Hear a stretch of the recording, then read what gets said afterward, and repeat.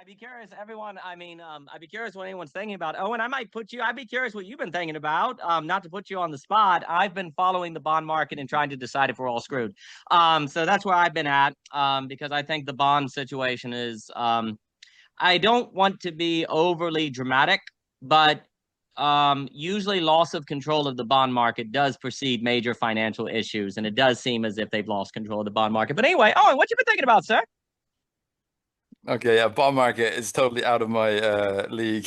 I don't know. I did see an article or a news headline saying the bond market equals the collapse of the American empire or something just before I logged on. So I don't, it seems important, but I don't know. Um, what am I thinking about? Good question. I saw the Odyssey a few weeks ago, and I've been kind of thinking about that. I don't know if you've seen it or what did you think? I wanted to ask you if you've seen it, what was your take? Did you enjoy it? What was your Sadly, the last night in Lynchburg for the Odyssey was Tuesday, apparently, and I was actually hoping to go and see it. Michael, Daniel, good to see you. And then work killed me because people came in. Work has been trying to kill me for a long time. So I have not. So I have to hope it gets to the Dollar Theater, and then it will be in my pay grade. Then I'll be able to make it. But I have not seen it. But I don't think you can spoil the Odyssey, actually. I think it's okay, Owen. I think I am familiar with the narrative. I don't think you can spoil it. So please speak freely. Yeah, what did I think? It's funny actually because I've randomly had kind of conversations, I guess, with people that don't know a lot about Homer, and I've saying, "Oh, have you seen the Odyssey?" And they go, "Oh, yeah, I haven't seen it yet. Is it based on a book?" And I'm like, "Yeah, yeah, I think a pretty important book. I think one of the first books, perhaps." So it's always amusing when you encounter people's opinions on this stuff, I think. But what did I thought it was an okay film. I thought it was decent film. I didn't think it was very accurate to the Homeric depiction, but it brought up a lot of interesting themes, I think, about kind of returning home and being away from because of war and all these things. So I've been having fun thinking about that a little bit. Although my criticism of what Nolan is trying to do, I think, is that he's kind of reversed it. He says coming, so we have a mythology of war. Okay, so we have the origin being war, Trojan War, and then we have a hero who's coming home, and you have a kind of looking back against war and then coming home. And home is a kind of normality here. It's a kind of peacetime normality. But it's a reversal of what's actually happened because we've lived in the post-war period where peace is normality, and what's actually coming home is war. So it's like the reality is kind of a little bit the opposite to what Nolan is. So it's an interesting story to tell in these times because I think it does have a certain, if I was to do kind of a Zizekian ideological critique here, I would kind of think, are we trying to kind of reverse the what is home and what is normal, what is abnormal? Are we trying to kind of reverse that or something through this story? I don't know. But anyway, those are my thoughts. Well, that's interesting. And Jacob has been doing very important work on Return of the King. So I'd be very curious any thoughts he has. I mean, that's very interesting what you're saying there. I mean, there's a part of me that does think actually, so I haven't seen the movie. I do understand he may do some innovative things with the sea people as this kind of looming thing on the horizon, which I'll be curious to see how that is used. Because that's kind of based on a little bit of history. Because yeah, the sea people are kind of lurking and coming, and it's like El Nino now or something, right? So with the bond market on the horizon, which again, I'm not going to think about the bond market because it makes me sad. But it is interesting to think that our problem today is that we don't know how to be home. In fact, like we actually don't, and there's actually it's interesting to think about if there's something about the lessons of war needed to be home. Like, and actually, if you start home that you don't have the lessons of war. I'm thinking the thematic. I'm thinking about things that Jacob has been working on. That actually, how do you get the Trojan War while staying in Ithaca, right? Or like, how do you have to leave Ithaca, like Tennyson? You leave and to return, or what would it mean? Well, and I think everyone, Owen's work on Francis Fukuyama is what I'm constantly referencing, or when I talk about the thematic and talk about Owen, and also I've mentioned you so many times on your Plato class on thinking about Plato as kind of generational transition, and how, like again, like I know we talked about, Plato is concerned with the problem between the transition between the fourth turning and the first turning. Like, how do you have a people actually transition into a new, dare I say, spiritual horizon? without war. And, in certain regards, I think history shows us that what happens in a fourth to first turning transition is a Trojan War, is because we don't actually know how to gain the thymotic without massive conflict. Now, what do you do if you have an interconnected world like we do now, where um, global conflict actually might be so dire that we don't know the consequences of it? But like, what would it mean? Like, what would it mean to have a culture that actually, I mean, there's a certain regard that I've thought about a lot since we've spoken that's just coming to mind. I'm happy to speak about anything today, about anything you find people, because I'll end up talking about the bond market and crying and stuff. And it's absolutely unbelievable. Like, there's a competition now between getting people to buy bonds for governments versus bonds from AI companies. And if people don't buy the bonds from the government, then the yields have to go up. And if the yields go up, that means governments have to refinance their debt at a higher yield. When you're at 40 trillion, that's instant bankruptcy if you're not careful. But then if the AI companies can't sell their debt, the AI bubble crashes. And I don't think I've heard anyone this is my opinion, I've not heard an understanding that what's happening is a competition between government bonds and corporate bonds. And if either one of those cave, because you could argue both of them now are a global debt bubble, you're screwed, right? It's putting the Federal Reserve in an incredible tension because they're trying to stop inflation, which you may not know this, ladies and gentlemen, but it turns out the Strait of Hormuz is actually closed and has been closed for a very long time, despite the fact that every headline seems to say that it's open. It is not. I just want y'all to know it is not. And if oil goes up, then you have an inflationary problem. And if you have an inflationary problem, then that means the Fed needs to keep interest rates high. But if they keep interest rates high, then the bond yields continue to go up, and you could have a you could have a problem. You could have a significant problem. And I don't see at this point how they're going to navigate the way out of it.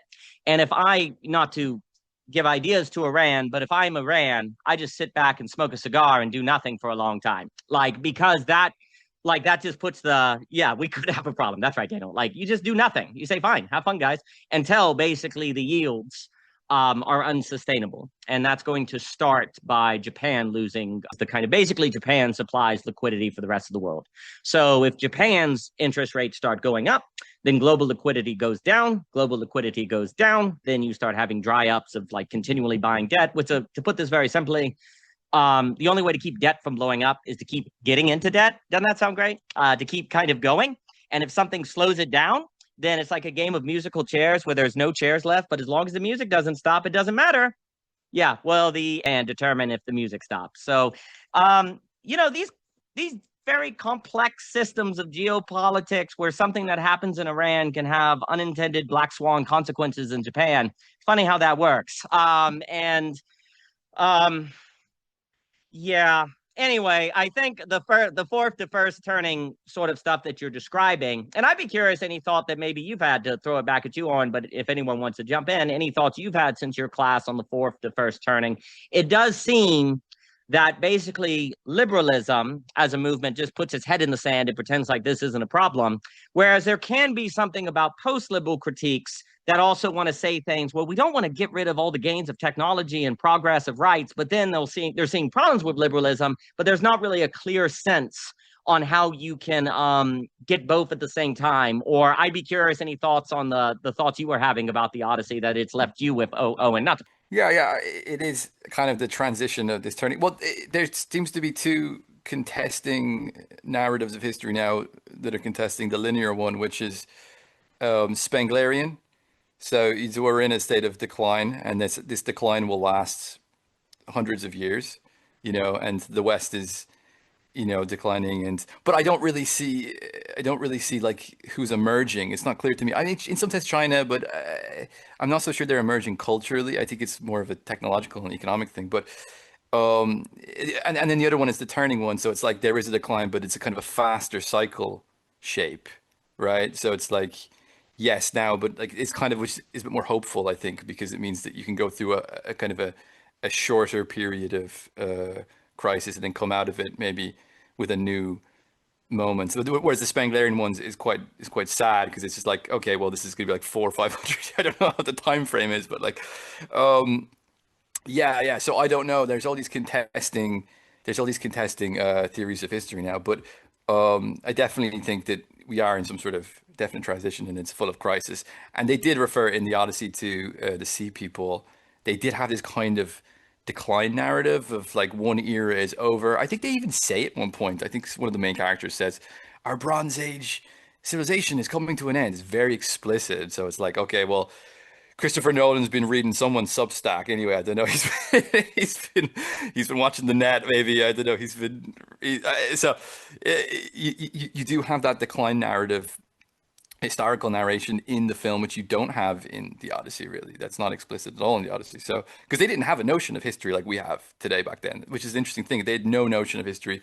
Something Spengler himself points out that I think the Greeks didn't have anywhere near the same notion of history that us moderns do. So. Yeah, I don't know. I'll throw it back. I don't know. No, I think that's a very good. I think that's very well put. I think also, and Jacob has the coolest background. If anyone saw his office, it's freaking cool. Do you like the garage that we've done, Owen? If you ever come by, like I added carpets and lights. I have instruments everywhere. It's just kind of the hangout place. I think you're supposed to build a bunker if the world's supposed to end. We just added carpets to the garage, so it's all cool. It's all cool. I think also, yeah, when it comes to China. I am not going to claim to be any sort of China expert. I went to China. I think highly of China. Now we're screwed. The net's gone now. But the problem is that China. I think it's a misreading that China, say for example, how do I put this? Chinese culture is not imperialistic. It is alternative. They like to offer an alternative. They don't own colonies. I don't think they want to be the reserve currency because I would wager China thinks the reserve currency structure is stupid. I think they would say that what it does is move your system toward a financier system from a engineering material standpoint, and they think that has screwed the West. China, I think what they want is actually I have no evidence of this, but if I were to tell you what I think they want to do, is they bought up a crazy amount of gold over the last 10 years. Now you would hear that and you say, oh, so they want to go back to the gold standard. No, they want to do something that's combining Bretton Woods in the way that Keynes originally designed it he wanted a multi-currency reserve system. Basically America came in and said, nah, it's going to be based on the dollar because Britain, you have a lot of debt. And in a real way, America screwed Europe during Bretton Woods. I hate to say that, like but it's true. America kind of came in there and basically forced Britain to pay its war debts. And everyone was like, I thought we were allies. And it's like, yeah, but you got, sorry. And it's actually very interesting to read biographies on Keynes and how cell-shocked he was by how the Americans acted in Bretton Woods. Because he had this kind of, how do I put it? He had a kind of Victorian view of aristocrats. He had a kind of ethical, and a lot of, conservative people hate Keynes, but he's interesting to read. Like he had a kind of idea that statesmen would not do that. Like it's just like, could they do that? Of course, but statesmen would not do that. So it wasn't really a thought in his mind that a single nation could gamify Bretton Woods to their advantages. And when it occurred, it really kind of devastated him. He died of a heart attack not too long. I'm not going to say it caused the heart attack, but it really kind of caught him off guard. Anyway, a way to put this is that I think China wants to have a global order based on multiple currencies that does have a backing in gold, but you don't have to have gold to back your individual currency, just the entire system. And all the gold is located in China. Therefore, it cannot be susceptible to financiering. Now, that may sound like, oh, so China wants to dominate. Well, no, not actually, because every individual market can have its own currency. What they probably want to do is stop an individual market from creating another banking system like America does. Like, that's kind of the key. If you have it backstopped by gold, you can't have this radical financiering that you see in America. And I think China is basically like, if you don't do that, you end up with, I hate to say it, but like you make all your money in America if you have stocks and equity and return, and R is greater than G, as Piketty says. Like, and I'm afraid to say they seem to have a lot of evidence on their side. And so the main point I guess I'm saying is I think the narrative, you brought up China, Owen, and I find China a fascinating subject, so I'm talking, is that we're understanding China through a Western interpretation. And China is not imperialistic. They offer alternatives. And that is a key way to think about it. And I think that has to be taken seriously. So China's not, they just want to offer alternatives and then be like, hey, do you want to be part of the financial system where basically the financial sector is more important than the engineering system? Or do you want a global system where the engineering world is more impressive than the financier section? What do you want? And I think the other argument that China would make is that when you have an economic system that is primarily based on equities, the movement of money, basically, it kills the culture. The culture gets eradicated. Like the people, it kills thymos, you could say. It kills like relationships. And that actually, when you have a civilization that is not overly dependent on the financial sector, it's better for the culture. Now, that could be a large claim, but I do think that is something that China thinks. But no, I think on that idea of the transition to the fourth and first turning, I definitely think I'm now thinking about the Return of the King, as Jacob's been working on. And there's something about the king in that kind of archetype or thinking about it that I think I think we tend to think of the king, if I'm speaking just using the language that Jacob's using, that I think is important. We tend to think about them as someone who rules over a period, like the first turning or the second turning. But what does it mean to be a king or to have discernment or thymos in a transition, like between the fourth and the first turning? Like, what does that mean? What's let's put it this way. I know philosopher king's a loaded phrase, but so how does a philosopher king act in the first turning? How do they act in the second turning? How do they act in the third turning? How do they act in the fourth turning? And how do they act between the fourth and first turning, which I think is like the major moments of history? That is the epoch. That's what we're in. What do they look for? What are their values? What are their virtues? How do they build a home? How do they build a family? What kind of government do they look for? Like what do they teach people? Like, what do you teach people right now if you're in the transition between the fourth and first turning? Like, how do you prepare people for a new world that if you can predict what the new world is, then that's probably not what it is because it's just aligned with your categorization. I mean, this is why we emphasize surprise, encounter, Ivan Illich's preparing, the ability to think outside the technological essence. But there's a certain sort of training there that seems unique for this moment that I almost want to say, and then I'll stop and throw it to anyone who wants to speak. And Owen, if you have a reply, or Jacob, or anyone, Michael, anyone.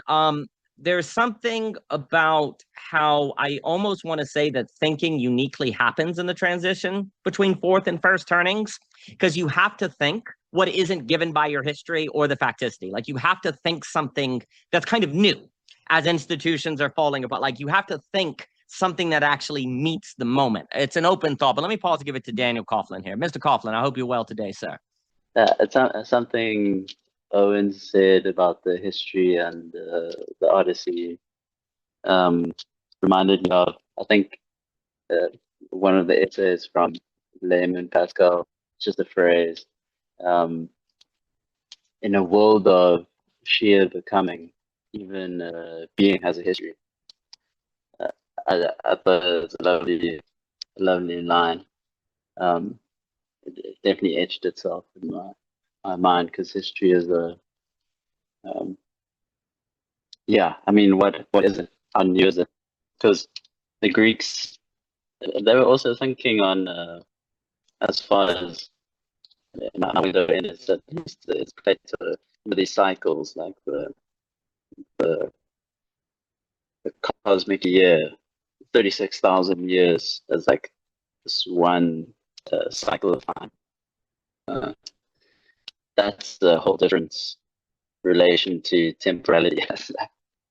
That's a whole different than 100 years ago, like the stock market in 2008, or that's civilizational thing, which is so strange because we have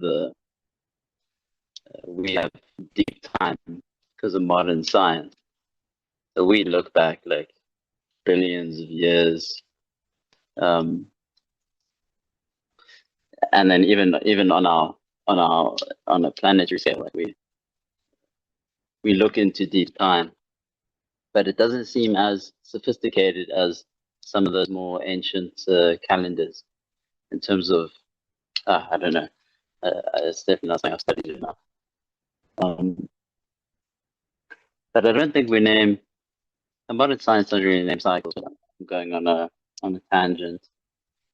There are also sleeping people around me again, and on a previous net, I was speaking about Immanuel Kant and ethics. Or I tend to speak about what I just learned, which means it's in a like liquid state. But I feel that's kind of the point almost of conversation, or to share what you learn. But it also makes me, as I speak, like a little bit conscious about what I'm speaking about. Is it worth contemplating? History of Odyssey. I saw Odyssey 3 times, actually. 3 times. The third time wasn't what I expected, but it is quite an epic. Or I mean, after the first time, that was my impression. It was epic. That was what I could say when someone asked me. I said, "Oh yeah, it was epic. It is an epic poem." There's I was quite thankful that I didn't know about it, that I hadn't engaged it in another form before in terms of reading it, because when it came to like the climax, I wasn't sure which direction it was going to go.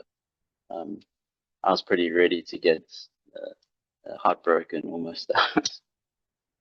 So it was a real, at least on the first watch. On the second watch, I knew what was going to happen, but I was still surprised, which is I've been really studying Lenka Zupančić. Just went through her book on comedy. Talks about repetition there, and this children and bedtime stories. So, and the tendency for them to enjoy like a repetition, but a repetition of the story that they're enjoying at the moment, but like to the T. So what's happening in that repetition and in relation to surprise? Because like, what is it that surprised me? It's not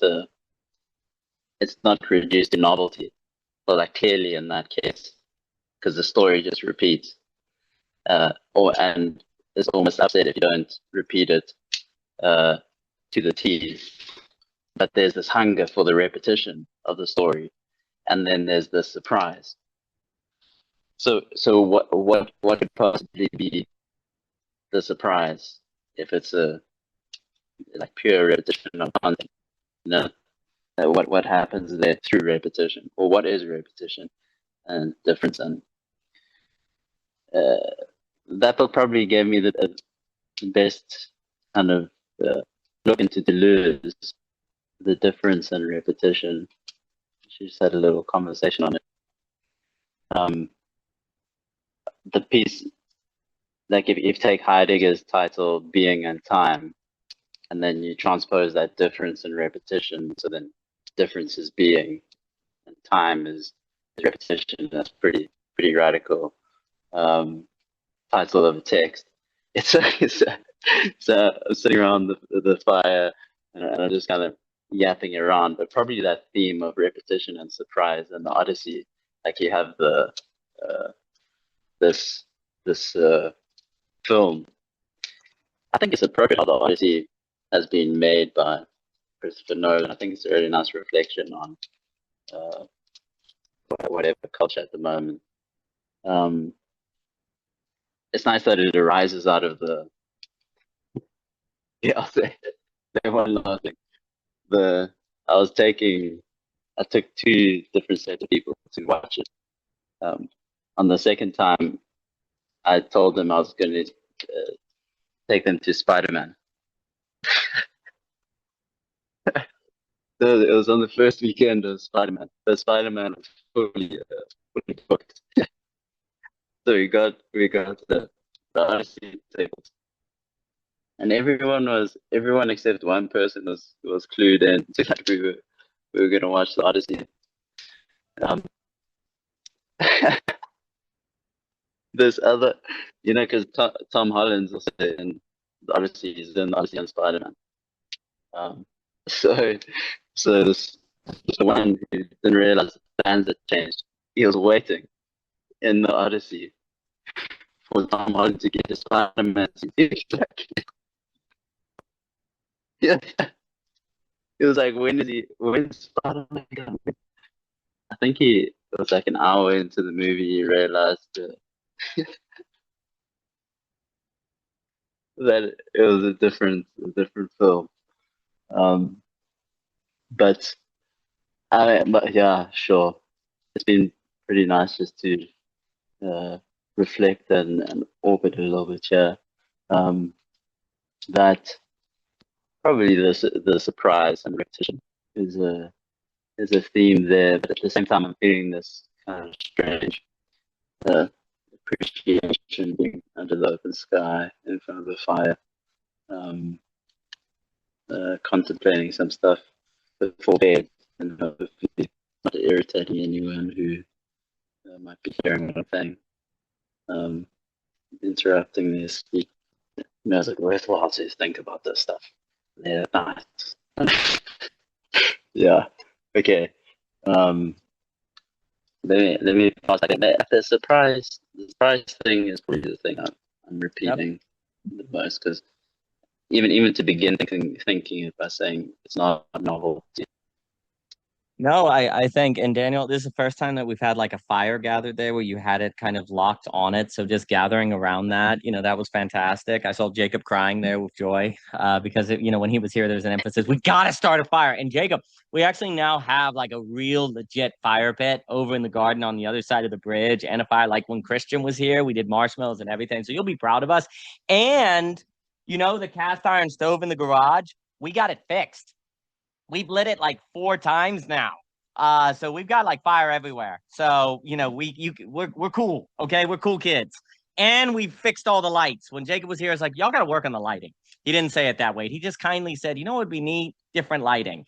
And he was right. He was so right. So we have fixed all of those things. So thank you for bringing fire, Daniel. I'm taken by a few things. And if anyone has anything to say, just raise your hand, please. First, on this idea of like past conceptions of history being more complex than what we have now, I think there's a lot to this. I think this is very true. When you read like in Ramayana, Mahabharata, Upanishads, and Hinduism, I was always taken by these multiple cycles. And there's something about human beings when we have this kind of linearity to history. We don't have this idea that at some point there's a cycle in nature that could intersect with our linearity, that if you don't take seriously, you're in trouble. Like there's just this kind of idea that I think let's just simplify everything. I think basically our conception of history today reflects the technological essence. Like it just kind of goes forward because technology is getting better. We're advancing. So there's this kind of product, heading toward New Jerusalem. And there's a lot of ideas that kind of Christianity created a event-based conception of time. Like there's before the death of Christ, after the death of Christ, but you don't really have a cyclical notion. What you have is progress toward New Jerusalem. And, many, many different sociologists talk about that. But there's also what ends up happening if there's something like following Nick Land and all of that, those people, where there's something about the AI singularity is basically a new form of kind of Christian eschatology, then actually it turns out that conception of time is actually reflective of a movement toward the singularity. Yeah, it's just kind of like a swap out at the last second. It's like God is dead, but don't worry, we can keep that mode of time because we're still heading toward the New Jerusalem of the technological singularity. Because it is funny, like why, and because this is what I'm trying to say. It is very clear in history that there are different concepts of time that have gone and come and gone and come and gone. It is very clear that the current conception of time reflects Christianity. And yet, so why does secularism keep it though? Like why after the death of God and the removal of Christianity do you still have, because even atheists maintain the Western conception of time, right? Like it's not like only Christians do it. Well, because you can just swap in technology, just like you can just take out Jesus and swap in technology easily. right? And so it's kind of like it's just kind of like a swipe of hand, right? And that I think actually is very, very interesting, because I would say for the Christian, if their conception of time, and if there's something about time that radically shapes how we are in the world, if the Christian's conception of time can easily be swapped out with technology, perhaps the Christian needs to regain some of those complex notions of time from the past that have gotten away, right? Like perhaps there are a more complicated calendar that needs to be regained. Otherwise, I think you could slip into some trouble.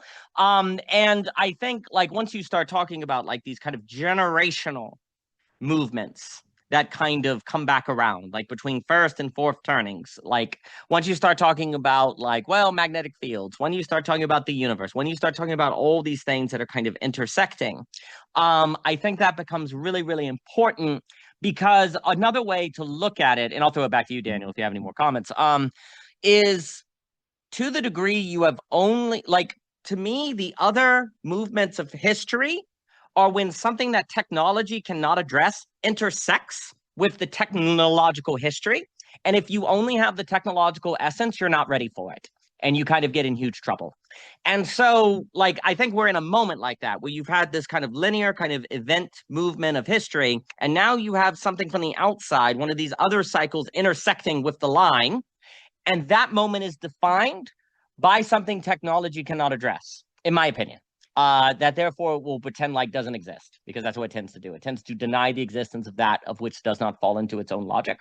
And that is when the multiplicity of histories become vivid, is when there's this intersection moment that that is defined by an inability of a single understanding of history to address and deal with. But Daniel, please, if you had something else to add. No, that was epic, Daniel. Thank you. To say that link there, the Christian notion, you went in the other direction. I thought you were going to go, because it does reflect something about, like, if it gets picked up so easily from its inheritor, in terms of the secular, yeah, Jesus or the singularity, yeah. But there's something, something I've spoken to Quinn about.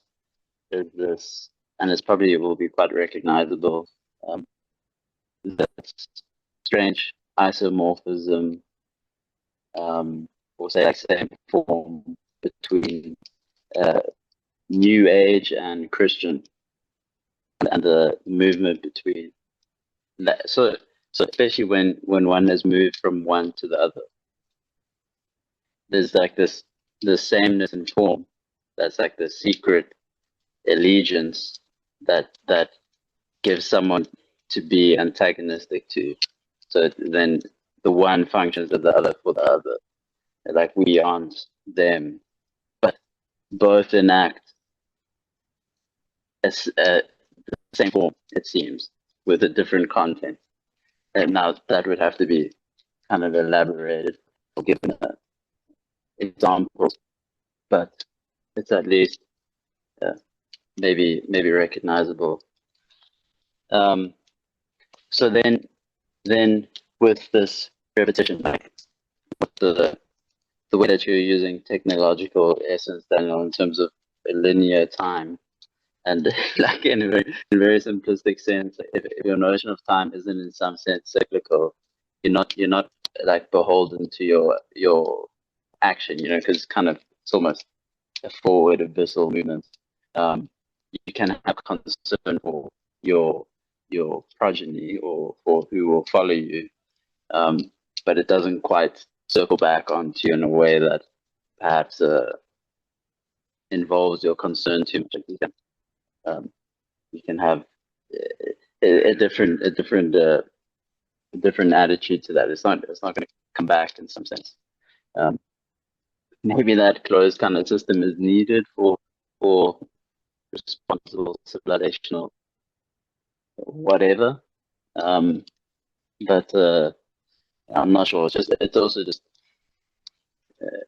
strange that we can really occupy different temporalities in terms of our concept of time, and that epochs can occupy that, and cultures can have like a part of the there's a thing here.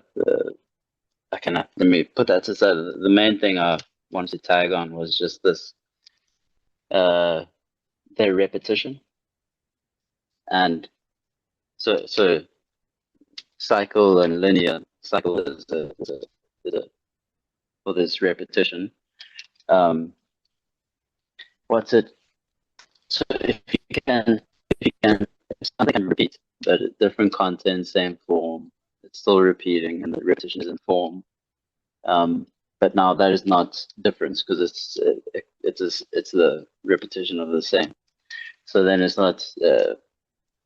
It's a kind of difference, but you can get another kind of difference. And then thinking about the repetition that concurs with that other kind of difference, and I'm making like a simple distinction. There's probably more to be made, but a difference as such that repeats is I suppose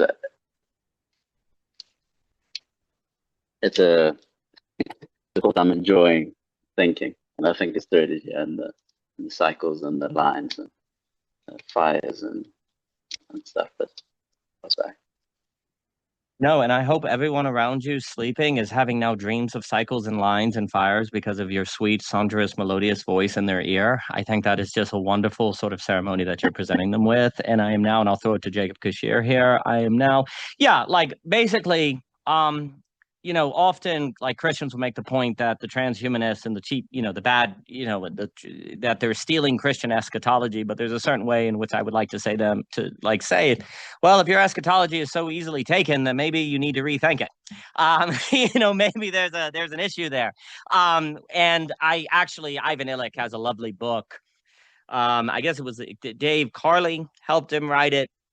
The River North or something, where he kind of talks about how, Christianity is the best of things. If inverted becomes the worst of things. And there's something about this conception of time. And I guess I want to apply that idea. And Illich has a particular phrase for this, where the best of things become the worst of things if wrongly handled. I almost want to refer to that as modes of time. Like if you screw up your relation to the best possible mode of time, so a mode of time that has a linear progression, which almost by definition is about a kind of, you're going to be entering the best of all possible worlds.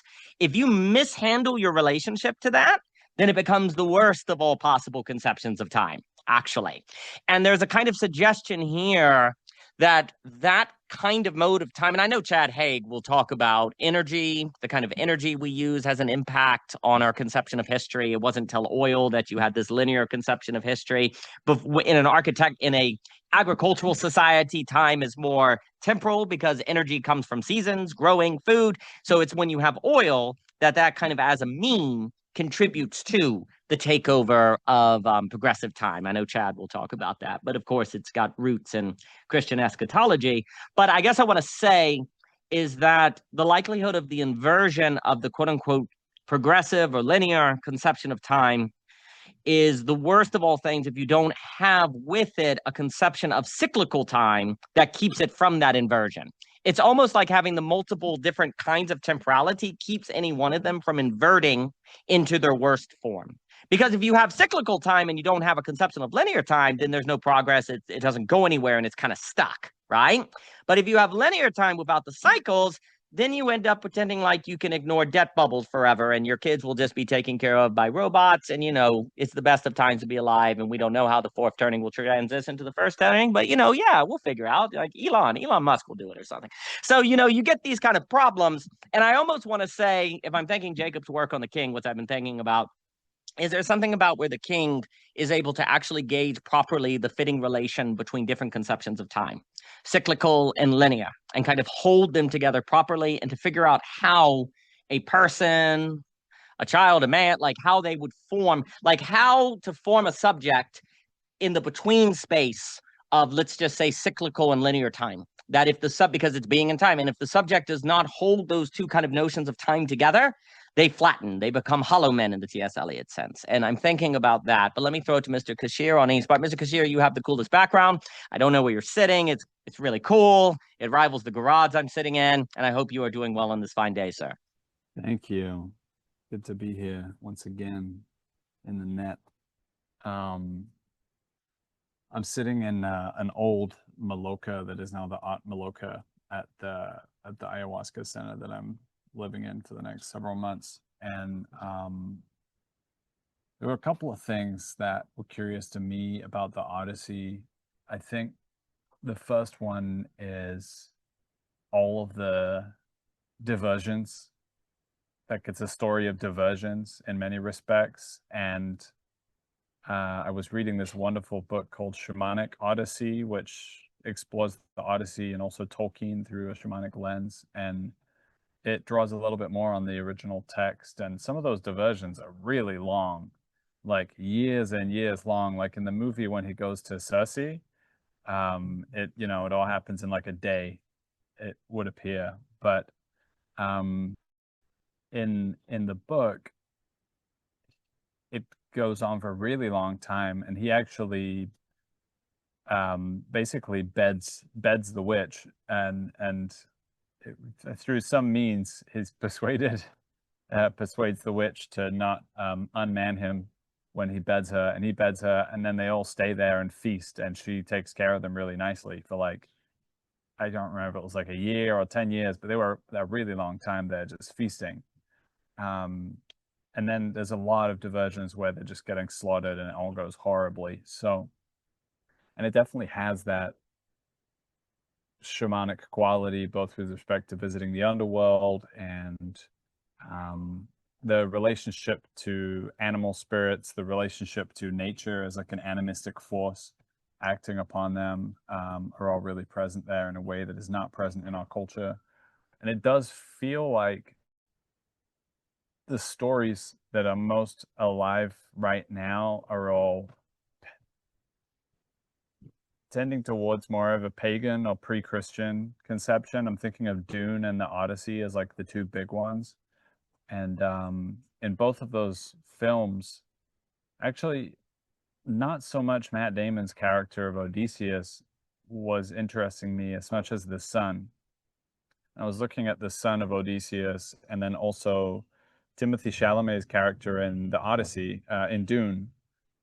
And both of them felt like they were almost cast by the same agent. Like, they're going for the same kind of like sort of young, slightly effeminate prince energy, who then claims his warrior energy, but not necessarily in any kind of Christian conception.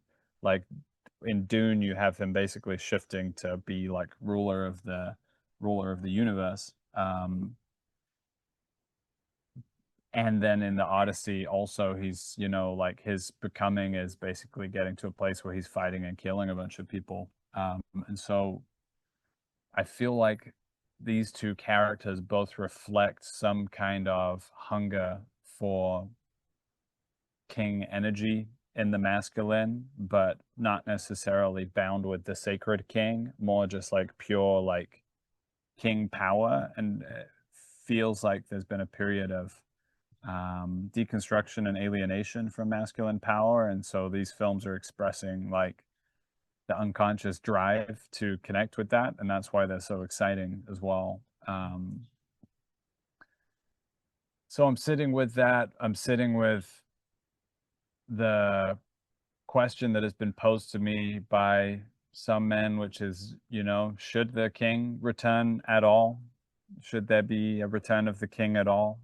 And at the same time, a sense within myself that the return of the king is kind of reality. It's like a spiritual reality.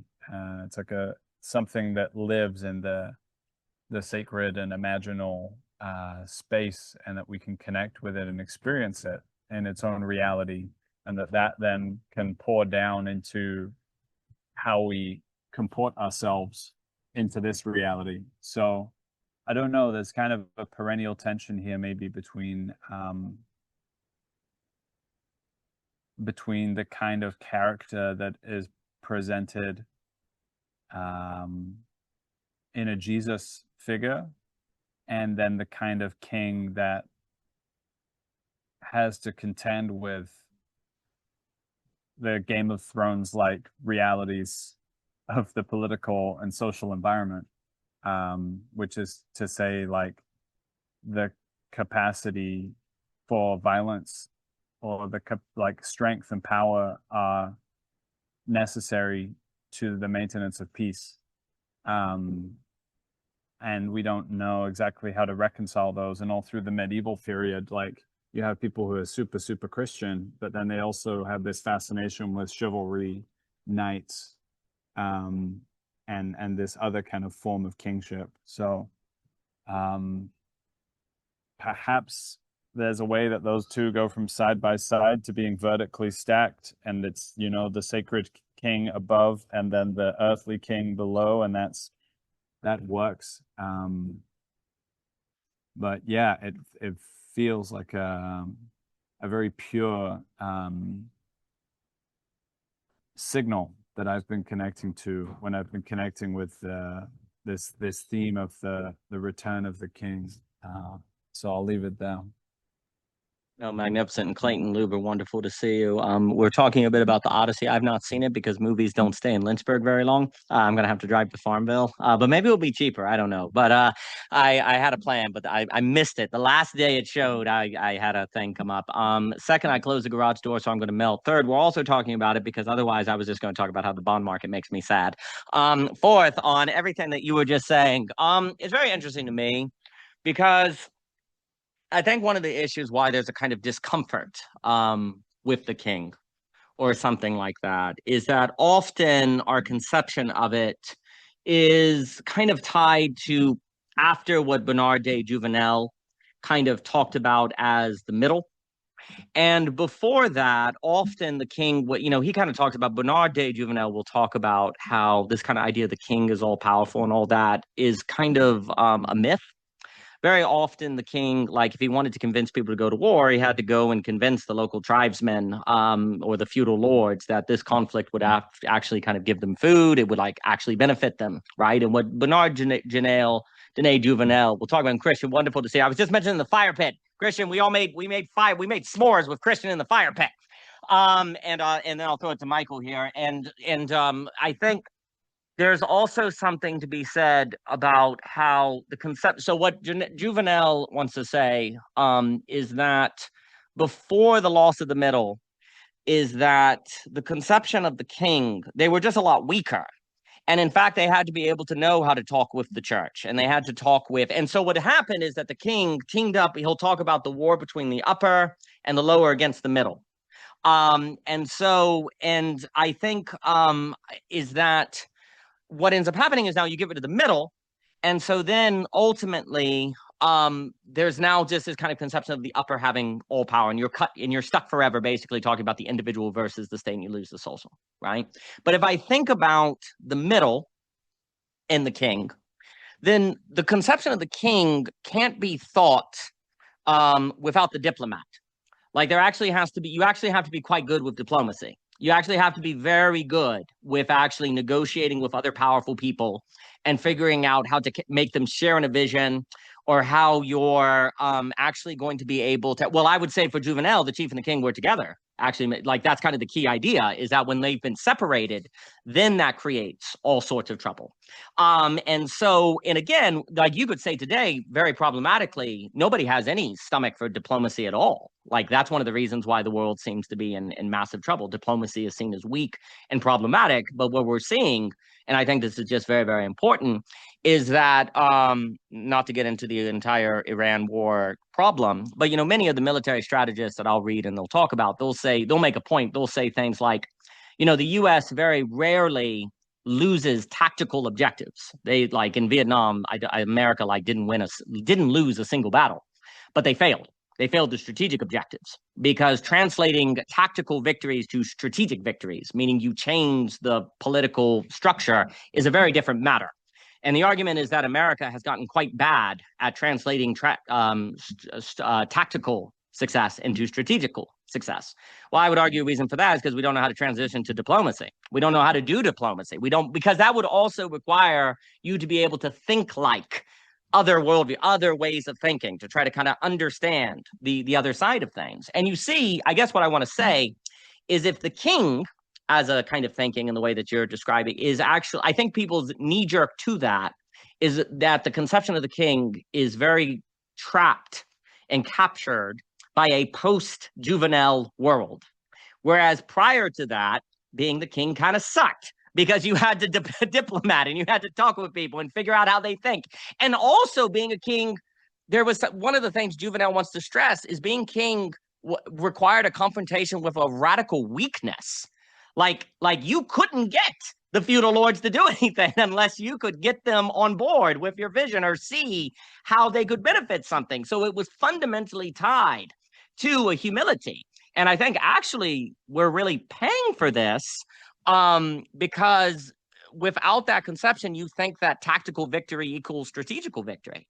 And that's perpetually what like global leaders are making this mistake every single day of the week. That's why you have these endless conflicts, is because you can say, well, we just got a bigger stick than they do. Yeah, but if you can't translate the tactical victory to strategical victory, if you can't move power into diplomacy, if you can't get people on board of a vision, it doesn't work. And that contributes to then the Japan bond market collapsing, and then U.S. Treasury trying to save them with a war against the Fed. And now we could have a sovereign debt crisis that deeply concerns me, because there's a failure to understand that tactical superiority does not translate into strategical success. And I'm thinking about the king and, in the work that you're doing and what we've been talking about, in light of someone who's actually they're not someone that falls for the mistake of believing tactical victory equals strategic victory. That being able to impose your will through force is not the same as winning the hearts and minds of people or yourself. That those are actually very different capacities. But I think we miss that nuance in a post-Jouvenel world. But let me throw it to Mr. de Klerk. Mr. de Klerk.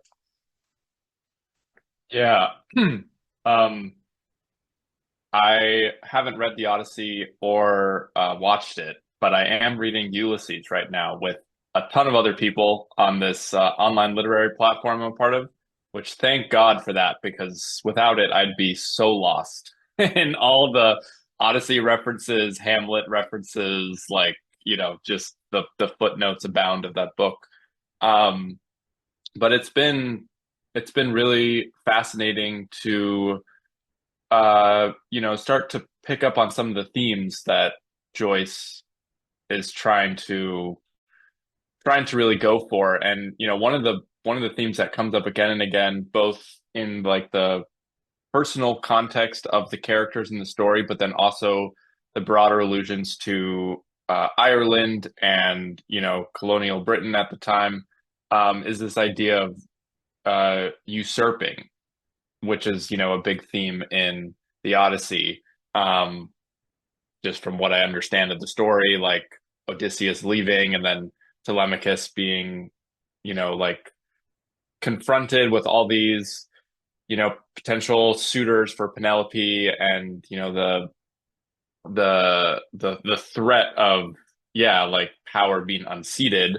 And you also have that in Ireland with Britain coming in and kind of like, I'm in Aeolus right now, the chapter, and it's like format. It's also interesting, the book, because it's the mode of each chapter, like the way in which Joyce approaches writing it is very different. So like this chapter is it's constructed in these short form newspaper clippings. So it's and there's kind of this metaphor of a train coming in and out of towns and kind of the busyness of that. And so that, there's all these kind of short form, snippet articles. And a lot of them are about trying to maintain Irish culture and preserve, the language and the history and the lineage, kind of from the the colonial power. And in like antiquity, kings were and queens were, constantly, that was constantly a threat, because there was like, especially in like Dark Ages Europe, is like it's so fragmented. It's like all these little like fiefdoms and little tribes that are, trying to preserve their way of life, and their culture, and there's like a threat of um, that kind of being like really just unseated. And so there's both like a real like hyper local like flourishing of like a tribal system, but then there's also that like paranoia, I think, of being usurped. But I think the interesting thing that I was thinking about as you were talking, Daniel, about the strategic versus tactical, is I'm watching this show right now on the history of Hawaii, and how, before uh, it was settled, all the different islands were their own kingdoms essentially. And so like the start of the show is kind of this like big war between Oahu and Maui, and one of the main characters, played by Jason Momoa, was he used to be on Maui, and he left his uncle, who was the king. He left his army because he wanted a life of peace. So he like retreated to Kauai, which is like much more peaceful. But then he was visited by his uncle, and he's like, um, I want to go to war against Oahu to unify, like in hopes that this war will create like a unification of all of these tribes.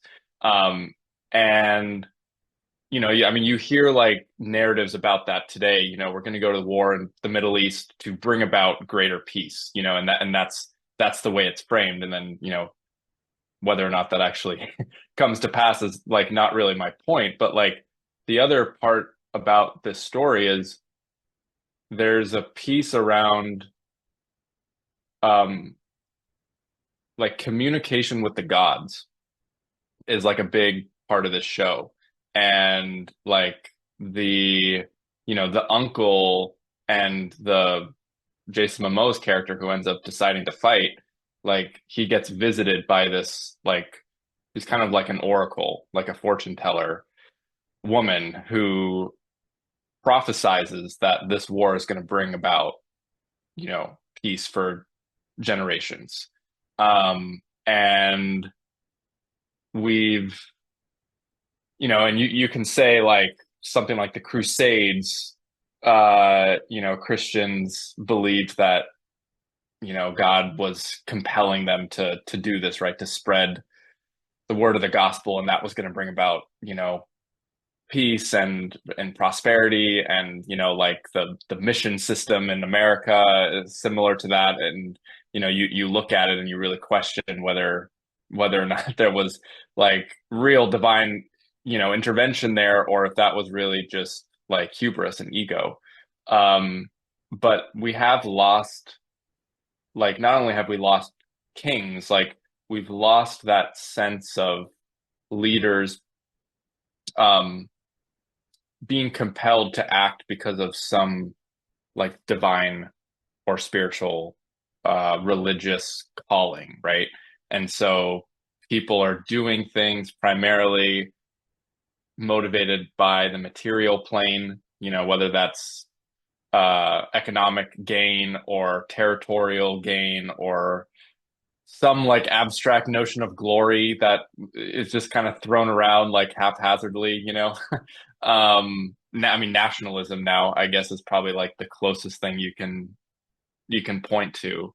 Um, but I was just kind of struck by that, like watching this show, and I was just curious what other people thought about how the loss of that aspect of um kingship, like it seems like combining that notion of like divine, I don't know, whatever you want to call it, with like chivalric values seems like an interesting you know, middle ground there. That like if you're in any sort of executive leadership position, like you know, having both of those, having an understanding of both of those, and yeah, and then a vision coming from that, right? But yeah, I'll pass back. Those are just some rambling thoughts. Hopefully, some of them No, make I sense. think I'm glad you brought up James Joyce because it would actually be really interesting to compare. I wonder if Nolan will do Joyce next, right? And then we'll compare that. So that'll be fun. I'll throw it to Owen here. Yeah, there's a few things. First off, as you were speaking, I am a big fan. I think it's really important for people to study the history around, I want to say, the Protestant Reformation or the medieval ages when you had the two swords, heaven and earth, and these kind of constant negotiations between the papacy and the king. And I think basically people today look back and say that was stupid. And rationality would have kind of gotten through that. And Daniel, thank you for bringing the fire, sir. Appreciate that immensely. And there would have, there really was this kind of idea that that was stupid and rationality would save it, like save us from it. But I think that sort of belief has actually kept us from taking seriously the tensions that the political science was dealing with at that time. You know, that's kind of captured in plays like Bloy's, you know, A Man of All Seasons, which I always love, or even that movie Beckett, which is nice. There's kind of a number of movies in that era with that actor who he was in Say Hello to Virginia or Virginia Woolf movie as well. I forget his name, but he's really good. Tobit. Anyway, someone can help me. But there's a lot to be learned, like those tensions that they were dealing with, because also that kind of gathering people under like a vertical or a higher power, like that was something. Burton, there you go.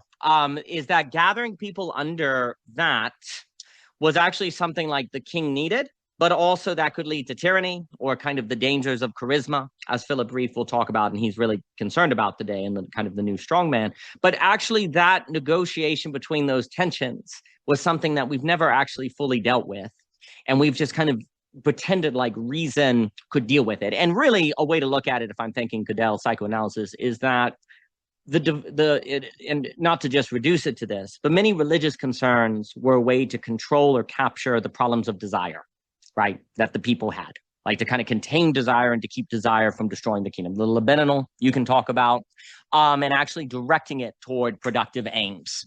Which again, that's why the dream. You could say again, looking at Lacan, there's a dream that rationality in the Enlightenment can actually sublimate. You know, there's sublate and sublimate. The problems of desire, and that you're not going to have to deal with them. And then, of course, you could argue that that's all looking at that Sloterdijk themos that Francis Fukuyama hopes that the corporate ladder will deal with. But the experiment is showing that it is not. And so that would suggest you really need to kind of think about the period of time where they took those tensions as not something you could solve away, but something that you had to actually deeply wrestle with and manage. And then the king, as a role of diplomat, is like live tearing with that negativity in a certain way. So I'm thinking about that as you were speaking. And I'm also thinking about, I guess I bring up this tactical strategic difference because in a world where your leaders don't know that difference, I think they are more likely to basically think manifestation, as I think the current American administration is doing, is enough to deal with very serious geopolitical tensions in the world that then work until they don't. And I'm now tempted to talk about Baudrillard, and I do think you can't manifest energy into the Japan markets by just having a positive attitude, and they will have to begin selling U.S. treasuries, and that's where the distinction between tactical and strategic power and diplomacy kind of come up. But there's a way more I'll say on that, but let me stop and give it to Owen here. Owen, please. Yeah, cool. I think the interesting thing I was thinking with the strategic versus tactical mindset is that the strategic has to consider like a holistic world, which is not like obvious to the immediate concerns of the war, like power, just winning this battle and so forth. Now there's lots that we can incorporate into that whole. But one of the things I was just thinking with this Return of the King archetype was because Odysseus is kind of a return of the king too, because he returns home and he's the king of Ithaca. So there's a is a kind of continuity of a kind of symbolic continuity, which there's a risk during war, not just war, I think, but also like globalization, economic development, and so forth. There's a risk of a collapse of depth, in order, like, you get a reward of an expansion, but you get a collapse of depth. I think that happens with globalization a lot. And the interesting thing about the Odyssey, actually, because I was rereading certain chapters, and I was thinking, okay, well, what's like motivating Odysseus to get home? It's an interesting question because he does find a lot of comfort in these islands, with Circe and who's the other woman he finds again? He finds two different women, and one of them is like really nice to him. She gives him the lotus flowers and all this. He finds a lot of comfort. He does escape war. He finds comfort in some cheap sense. He actually does kind of find escape, kind of home, but he rejects it. And I was thinking, what's motivating him to get all the way there? And the interesting thing about Homer is actually that, we know a lot about the Trojans, because of the Iliad. So the losers of the war aren't just wiped from history. We actually know about a lot about the losers. I think Michael was mentioning the Irish-British colonization. You have it's called the Flight of the Earls.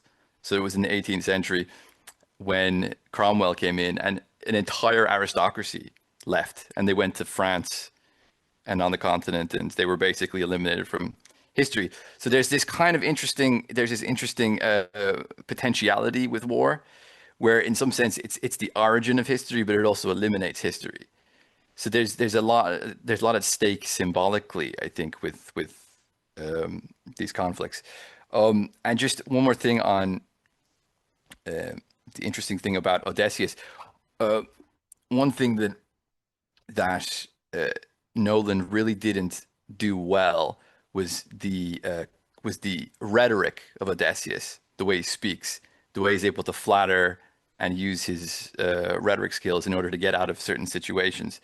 There's an interesting section in the Cyclops chapter when Odysseus tells the Cyclops that he's no one. He says, like, who's in my cave? He's like, no one. And there's a play on words there, because apparently metis, which is the cunning, it's also if you separate the words, means no one. But once he escapes the cave, he can't resist himself but turn around and say, I'm Odysseus, because he blinds the Cyclops. He says, I'm Odysseus. He basically does, like, he just pounds his chest. I'm Odysseus, son of Laertes, king of Ithaca, and everyone should know that I was the one who fucked you up, basically, right? And then of course his soldiers are kind of mad at him, because he's like, why did you do that? You've angered the Cyclops. He can't resist but be, like, have that identity known, to tell the story, to have the renown, the kleos, they call it, the fame in which this conflicts brings. So he sort of there's this interesting theme of nostos, which means the return home, and I think people associate that with the restoration of identity, which again is an interesting theme within the globalized world we live in today, because everything's very flat, expansive, but flat, lacking depth. And you have the World War II, and then you have this big kind of global liberal system, and then you have this, like, economic technological flattening. And it seems to me like the big thing everyone feels today, left, right, and center, is identity collapse. They've lost their identity. So there is this interesting theme of a return of the king, but that sort of Owen. Did I die or Owen die? I don't know. I think Owen died. I liked everything. I think it was Owen. Owen, I liked what you were saying. I think it was cool. Owen, I'll let you finish if you come back. I think actually that's a lot of interesting stuff. I think the Odyssey, we all die a little bit. Yeah, he died. Dang it. I know with the Odyssey, I think Auerbach talks about it. With Cleo, there's a few themes in the Odyssey, like food, like hospitality. You're not a good host if you want to eat your guests, right? Like the Cyclops. So it's very important to have food there. But then also, they got rid because of the technological essence. So there's something about food. But what's really interesting too, that I think we see in the Odyssey, is there is this question of why go home, right? Like, because if you have, your sex nymph, Circe, on the island or in Liscumber, why would you do that? There's almost a suggestion that the failure to get home is somehow a loss of recognition, because it's almost like you don't succeed. You don't like get the honor if you don't go off in return. If you just die or don't make it back, there's a lack of recognition. I almost have a Heideggerian kind of sense in it, right? So then I think what's just kind of interesting, excuse me, is, and I do think there are some Greek and Christian differences where I think the Christian can associate home with Sabbath and rest and a place where you can relax. Whereas almost in the Greek conception, there's more of, without the return to home, there's not recognition. Like the story will not be told. And I think that's important, because you can kind of explain why, Odysseus can't resist, making sure people know that he kind of gets the recognition, because it's almost as if the Cyclops does not know your name, it's as if you didn't even overcome the Cyclops. Like someone has to tell the story, and the story has to be known.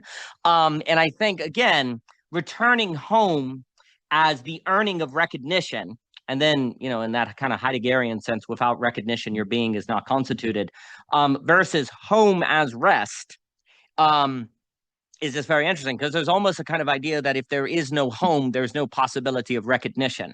Not simply in the sense of you're not around people who recognize you because they know your past. Oh, Owen's come back.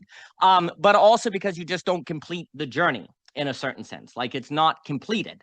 And I think then home is kind of necessary for recognition. Owen, you froze. Owen, you froze. I was picking up on recognition, cricket stuff. But what were you saying, my friend? You cut out just when you were talking trickster, Cyclops, wanting them to know name, et cetera, so forth, sir. Identity flattened, et cetera. Yeah, sorry, the internet's completely cut. I had to really say, I was eliminated from history. I was eliminated from the technological history, flattened out, to be forgotten about. Okay, no, I'm back. Yeah, sorry. Yeah, I was pretty much finished my point. Though I was done.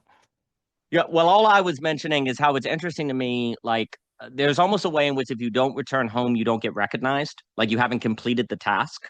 So returning home, like for the Christian, returning home can be returning to rest, where you have community and people love you. Whereas it's interesting to think of the Greek, it's like if you don't return home, you failed. There's a certain failure, actually. There's a certain, like, you didn't complete the quest. There's like there's almost a loss of honor in a certain regard.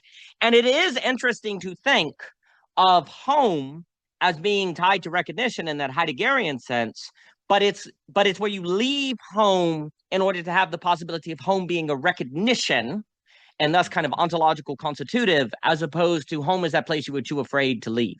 And it is interesting to kind of think of home not merely as rest and acceptance, but a recognition that actually, without which there's a certain denial of the thematic. It's kind of interesting, though, because if honor and recognition and thymos go together, home is the thing that threatens those things. But if you're not able to return to it, there's a way in which you actually fail in the thematic, right? Which means there's a tension that has to be managed there, and there has to be honored, and et cetera, so forth. And I think everything you're saying on the suboptimal makes me think of Mr. Eper's work on the suboptimal. We've spoken with Jim Rudd about that. Like, we actually kind of, the problem with technology is it creates efficiency, which creates a certain flattening, a certain equilibrium, and you actually need the inefficient, the suboptimal, to actually kind of develop in the way that would be needed.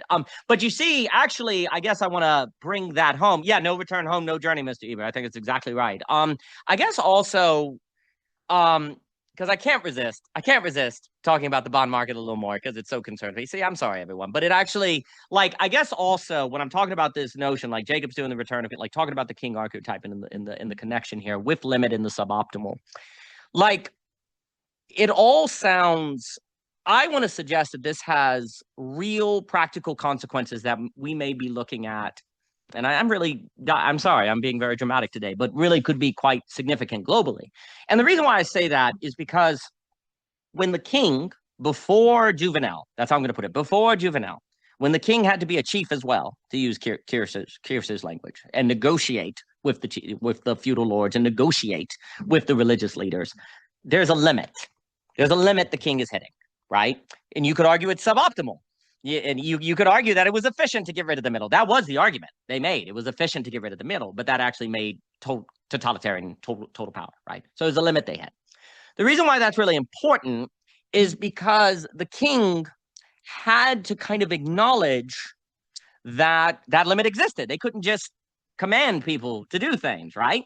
And and the argument would that be it actually makes him a better king, would kind of also be the argument you could make, right? Maybe they're less efficient, but Jouvenel is basically saying they're actually a better king when they had to deal with the social in the middle, right? And furthermore, there's this idea that as the king or the president now moves toward total power, they basically don't have to think about negotiating with limits or encountering limits. They have to just think about what do they want to do? What is their will, basically? And this is kind of what I want to say, is that for the way that the global debt bubble has worked for about 30 years is that basically the power, if I just think of America, the power of the presidency is so vast that, and the executive branch so powerful that basically they very rarely encounter limits. And you could say the Treasury, the Federal Reserve have gotten remarkably good at creating financial tools to keep debt from being called in, from keeping like financial things from blowing up. So there's a removal of limit, right? There's like a removal of limit. And basically that works for a really long time and it works really, really well. But what that does is also make you blurred in your thinking. Like you're more likely to conflate strategic and tactical victory because what you want to do is just what happens in a certain way, right? And basically what is very concerning to me is like if I were to say to you, I think we can all agree that the president is all powerful, like he's super, super powerful, right? But does he have to sleep? And you say, yeah.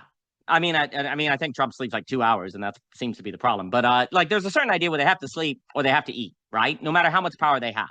So there's a certain point where there's just a physical, tangible reality that no amount of power can override, right?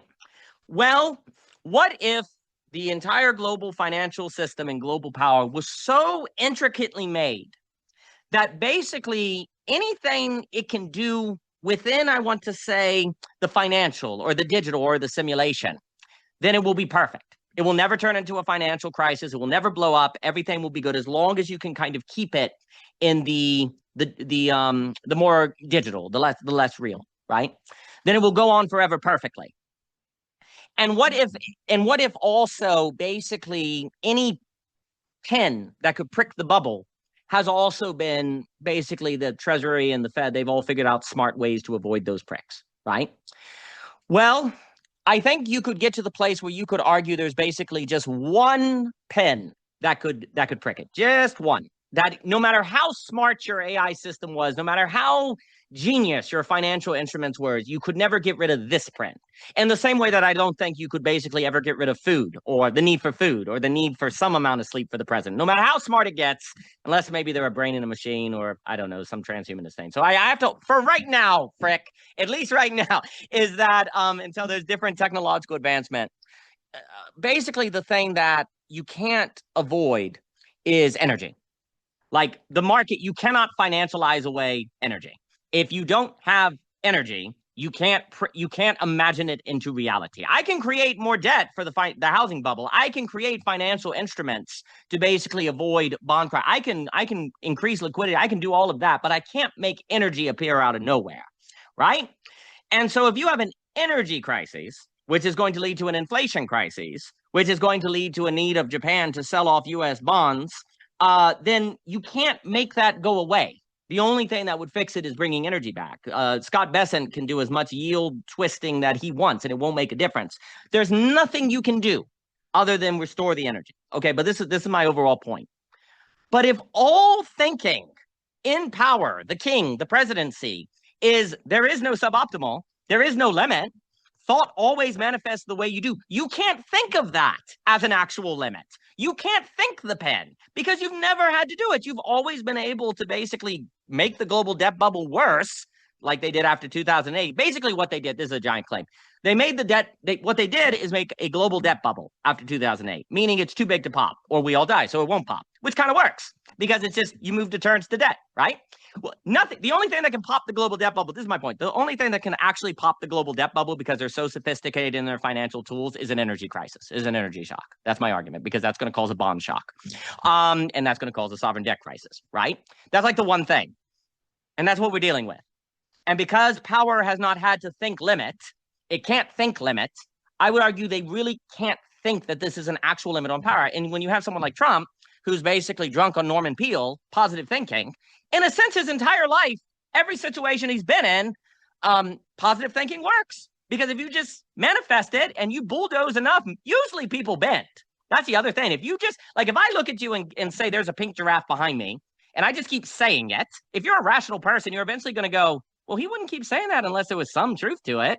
Maybe it's just out of camera, right? I can just, by my certainty, by my pure manifestation, basically bend everyone.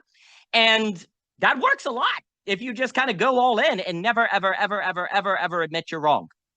Well, if you get someone in power and the power has no middle, so it doesn't have to have diplomacy or negotiate with the middle, and that works 99.9% of the time in the global financial system, because 99.9% of the time you're not dealing with an energy shock moment, then there'd be very good reason to think that that way of being works, and you don't have to worry about it until you get like the one situation where you can't financialize tool your way out of it.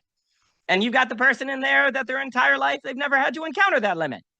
That's why I'm not in a good mood today. And you see, to me, I guess what I'm saying is the loss of the diplomat, the loss of the chief from thinking political power has an effing practical consequence then.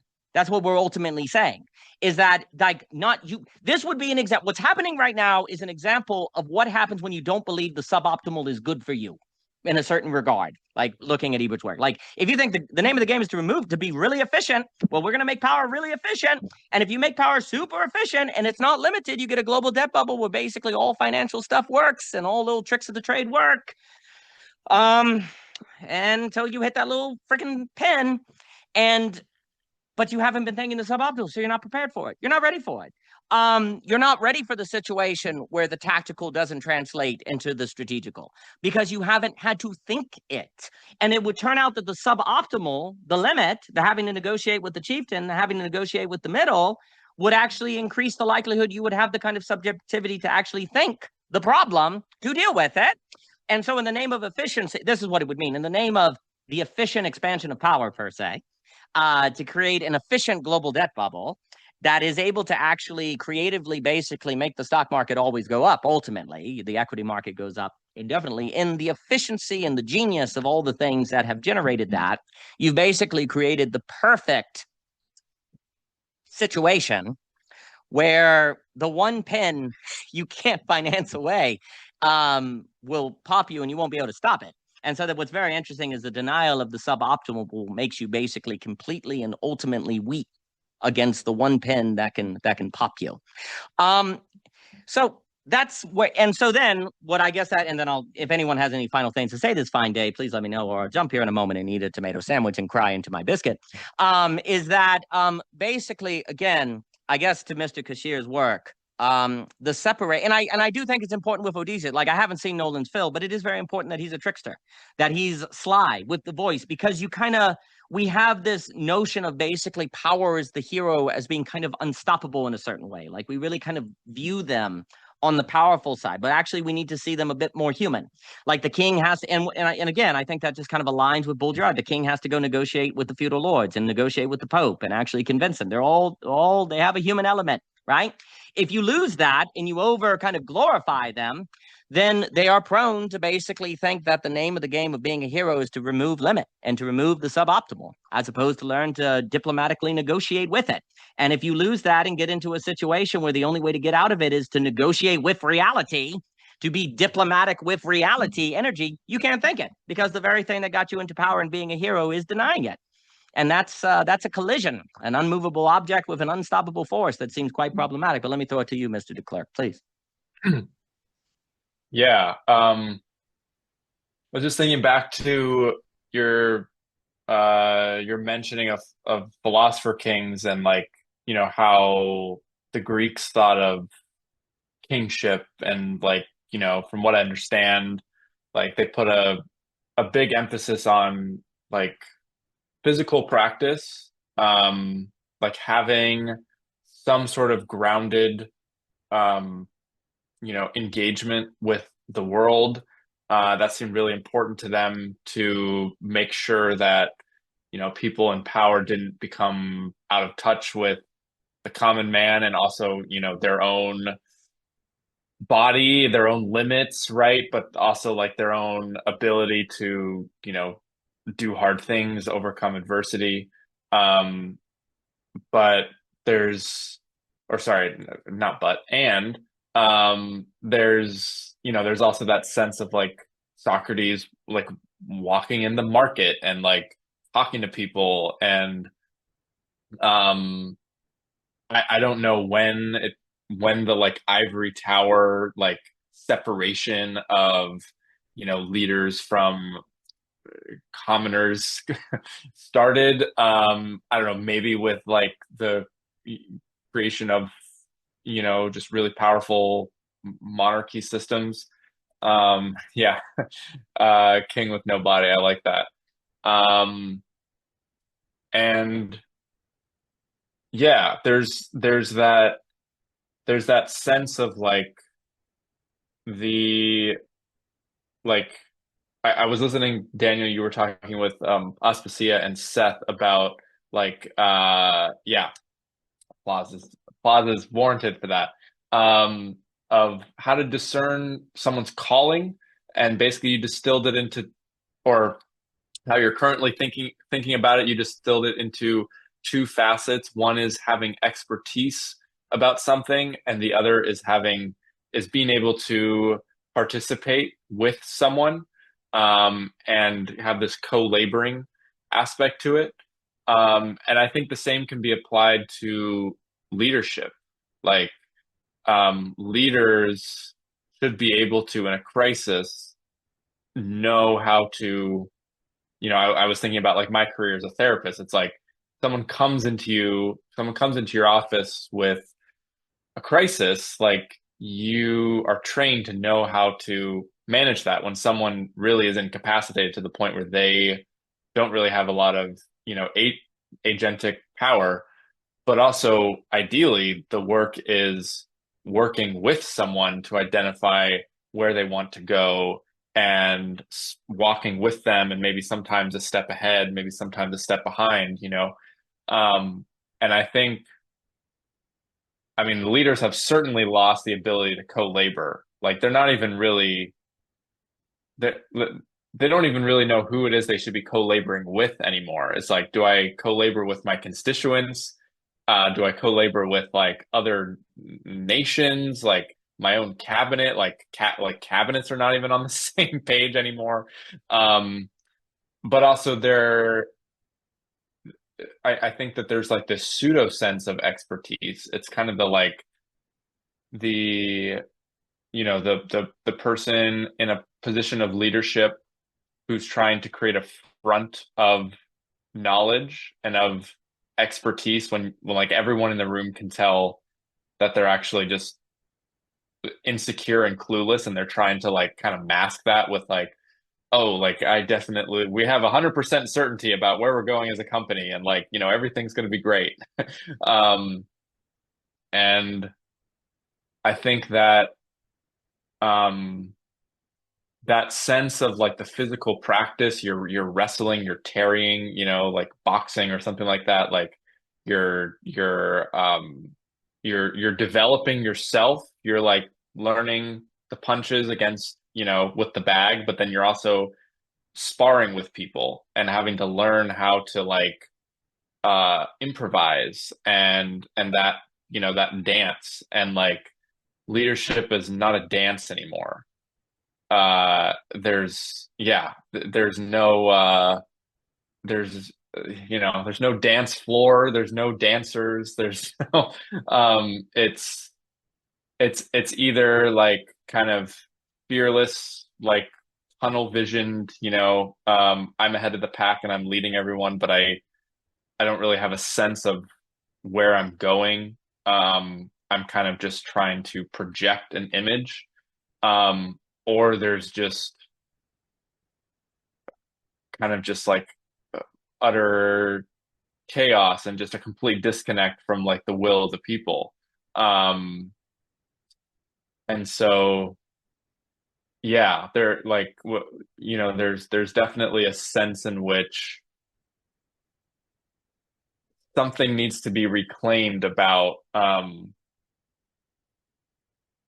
I don't just want to say vulnerability, but just like Seth, I think in one of your conversations was talking about like what would it be like if the president of any country in the wake of a natural disaster was like, I don't really know what the answer should be, but like, can we just like take a moment to just like pray together or something? Like what you would do like in a family, and like in a family context in the wake of a tragedy instead of like, trying to just find a solution, like instead trying to just be in the moment and say it's okay to not have the answers. But like if we heard a leader say that, we would fucking panic. And maybe that isn't like what a leader should do in all circumstances. Like there are times when you look to someone to have the answers, because they've been battle tested and they know what to do. But like there's also time and place to do something like that. And I think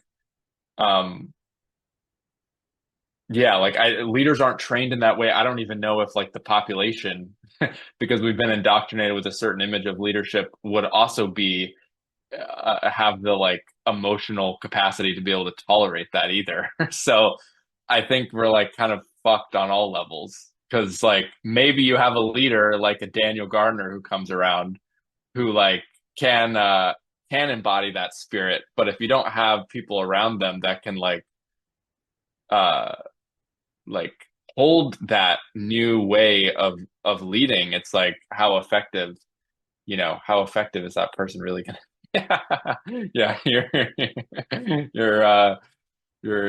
that's your new obsession. But yeah, I'll pass it back. Yeah, I'm sorry. I'm black pilled on the bond market. I'm sorry. But no, there's a bunch of things, and if anyone else has anything to say on this fine evening, yeah, I think there is something to be said that your quote unquote calling is where you can have expertise to catch people, but also you're able to co-labor and work with the client. Like at a if it's a wedding venue, because maybe that's biographical or not, you're able to actually know the things that they don't know that they need. But also if they come up and say I'm looking for this, and et cetera, so forth, you're able to meet them there. You can do both. You're not just the tyrant, but you're also not the like. There can be people in the industry who basically say, well, I don't know what's best, what do you want? And that's no good, because they're like, I hired you to tell me what I should want, right? So they actually like, there needs to be that bothness. And I think, look, there's something to be said about a leader. Like if the leader, when the people need someone to like guide them and tell them what to do, says, I don't know, I'm humble, I'm just a man, that's not the correct thing. But then there's also a problem if they actually can't hold the ability to kind of hold people, like you're saying in a prayer or something like that. I think also, yeah, I'm definitely bond market black pill, but maybe not black pill. Maybe it's like, I don't know, kind of like dark, really light black, have a little bit of hope, because I don't know. There is. We'll see. I mean, look, they've been feeding out. The CIA's been feeding out all the alien stuff. So this could be when the fake alien invasion happens to like save us all. I mean, that is like Green's been talking about that. Okay, that is a tool in the toolbox. But also, I guess what I was gonna say is that which is on this idea of like democracy and power and whatever, like democracy, the ideally of democracy, which now everyone hates because it's not because it's like democracy only makes sense if you believe you need limitation, in the sense of like I need the suboptimal. Like I could have absolute power as say the liberal or whatever, but actually I need the conservative, because otherwise there's something about the inconvenience of dealing with people who have other views that actually is important. Or like the balance of power. The only reason you go believe in the balance of power between the three branches is if you actually think the limit is good for you. And here's the problem. I think America did a really bad job of explaining why that constraint was important. It's like, because we want to stop tyranny, right? Well, that's purely negative. What's the positive? The reason why you have to have the positive, because if I think my guy's perfect, which everyone tends to do, then the constraint is bad because it just stops tyranny. I said, well, my guy's not going to do tyranny. I don't want the constraint. My guy is actually the good guy. I don't want constraint. So you have to have a positive vision of constraint, okay? Like and I'll throw it to Owen here, like the American, if I'm just speaking America, there hasn't been a positive explanation of limit, right? It's just a negative. We want to stop evil. We want to stop the tyrant. Okay, well, what about the positive? Actually, and Studebaker was making a similar point, actually. The positive vision is effing what we're saying today. Like the limit, without the encounter of limit, there are things you can't think that you don't know you can't think. Right? Like literally, it's like the PhD defense. Like when you get in a say argument with someone who knows their stuff, you think things you couldn't otherwise think. And the idea in power is that there are situations where if you can't think what you can't think, the bond market explodes. And World War III. So the constraint, the positive vision is the constraint decreases the likelihood of a rational impasse or a suboptimal Nash equilibria that gets us in effing trouble. The constraint increases the likelihood of complexity or avoiding game theory dynamics. That's more of the positive vision of constraint and limit. The conservative needs the liberal because otherwise they're probably going to end up in a game theory problem ultimately, and they're probably going to end up being stupid and yet think they're right, right? Now, so you need the limit.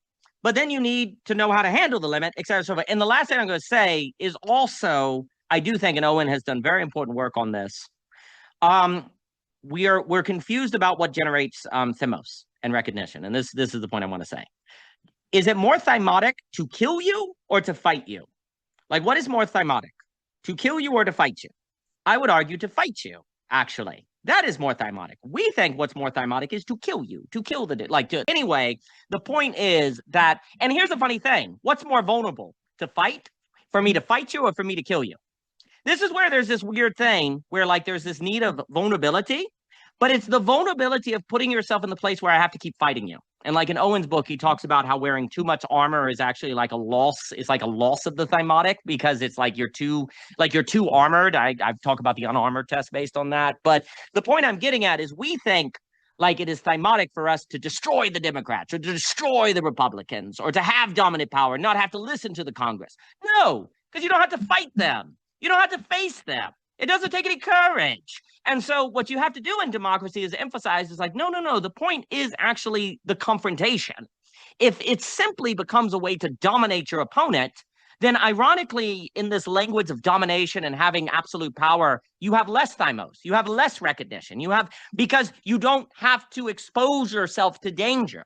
That's the weird thing about like total power as being what you associate with masculinity. The masculine is achieving total power. No, because you don't have to face anyone. There's no fighting. There's no vulnerability. It's just killing the opponent. And so what you end up doing is when you have that emphasis on, say, the masculine or power or whatever as killing the opponent versus fighting the opponent or facing the opponent, then something that sounds super thymotic, because you say, oh, well, that's super thymotic. If fighting is thymotic, then like killing is super thymotic. No, there is no thymos. There is no courage. Because that actually Dr. Simpkins, with his work on drone warfare, this is the great horror we have now, because we're going to think that like drones are going to bring back thymos. No, it is not. It's going to be the ultimate death of it. And all the problems that are going to come with it. But let me stop and throw it to Owen here and then anything else. Owen, please. Yeah. I think some what you're describing there, Daniel, is like agonistic. What we could use as an agonistic culture, because it's like, well, let's not just destroy each other, but let's kind of have a parlay or a duel or a contest, which is like limited but still facilitates a mutual. I mean, it might end up with like inequality or winners and losers, but it still facilitates some sort of mutual benefit. I think we've lost that sense.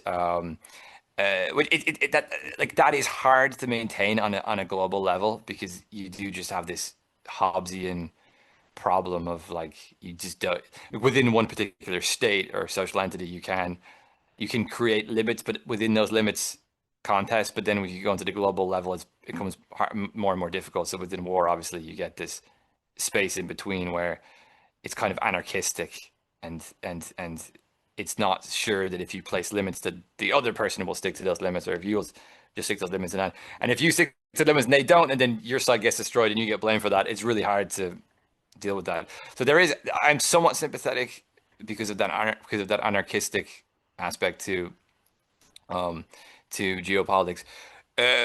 But I was fascinated by this idea of this political leader. I think somebody mentioned it a few minutes ago of a political leader that says, "I don't know what to do." I think this is really fascinating, and I actually would like straight away vote for that person. I think this is like such a good thing to be able to say. And there's something really kind of almost in our time, almost kind of audacious about it. Like it's not like weak, like, oh, I don't know what to do, I'm so scared. It's more like, I don't know, like see what happens. There's something kind of almost kind of almost libidinally charged about it. It's like, ooh, we're gonna go into a situation and we don't really have a total fixed plan, and we're gonna kind of see what happens. There's something kind of to me at least, maybe not to everyone, maybe not to like your average person, but to me that's very appealing, very appealing. And like I know this is a bit dark to say this, okay, but like I was thinking the other day because there was a car crash in Ireland in which some young teenage boys basically drove down a motorway the wrong way, right? They were just being completely insane. And they crashed the car into another car that happened to have like 3 teenage girls in it, and like a bunch of teenagers just died in one horrific thing. And whenever this happens, this is genuinely terrible, but like whenever this happens, the entire media infrastructure for about 6 months will go into this mode of someone should have done something. Someone should have done. It's a completely unforeseeable event that someone would just do that. Like there's not really a lot you can do to deter that. So there's this kind of strange moral expectation that we have today that and okay, this is a bit of a bad example because like I suppose like you can deter that. I don't know, like, but like, it feels to me whenever it's a completely unforeseeable event happens that couldn't have been predicted or couldn't really be controlled, there is a sort of call for someone should have done something. Someone should have controlled that situation. There should have been, and it seems almost morally impossible for anyone of any social authority or leadership today to just go, I don't know, shit happens. Like you just to say that because it's true, and like that's a part of life. But it seems today it's just like absolutely impossible to say that.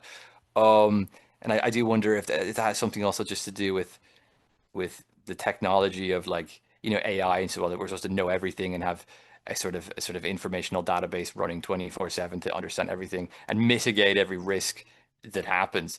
And it seems that there's I don't know. I just find I don't even know why I haven't fleshed this out well. But I find the idea of a leader that just is able to say shit happens and I don't know what to do really appealing to me. I almost think that this is like it's like a political slogan they should create. And they should run on it or something. Yeah, okay. No, magnificent. Well, it's interesting as you were saying that, it's kind of like we're going to go to the moon or there's a frontier. You see, it's almost like if a leader said that, the people are like, oh, we have something to do. It's unknown. The leader doesn't know. They're like a people who could receive that. It's like, well, let's go then. Let's figure it out. But instead, like the problem, but it's interesting to think because when we say we're going to go to the moon or we're going to go out west, there's an idea that there's a frontier. Right. There's like something that we don't know what's out there. We don't know how to get to the moon. We have a mission to figure it out. And it's almost like a leader who said, I don't know what to do. Done in the right way would actually be giving a frontier to the people. And right now our frontier is going to Mars, but there's something unsatisfactory about that, in my opinion, because it's not thematic enough. It's a technical problem. How do we get to Mars? But the key, because this is what I think people leave out with the space race. We're going to get to the moon, F the Russians. Like you had to have that competitor. It wasn't just getting to the moon. This is why I think Elon's making, in my opinion. Now, Elon, when you hear this, just take it to heart. This is a constructive criticism, all right?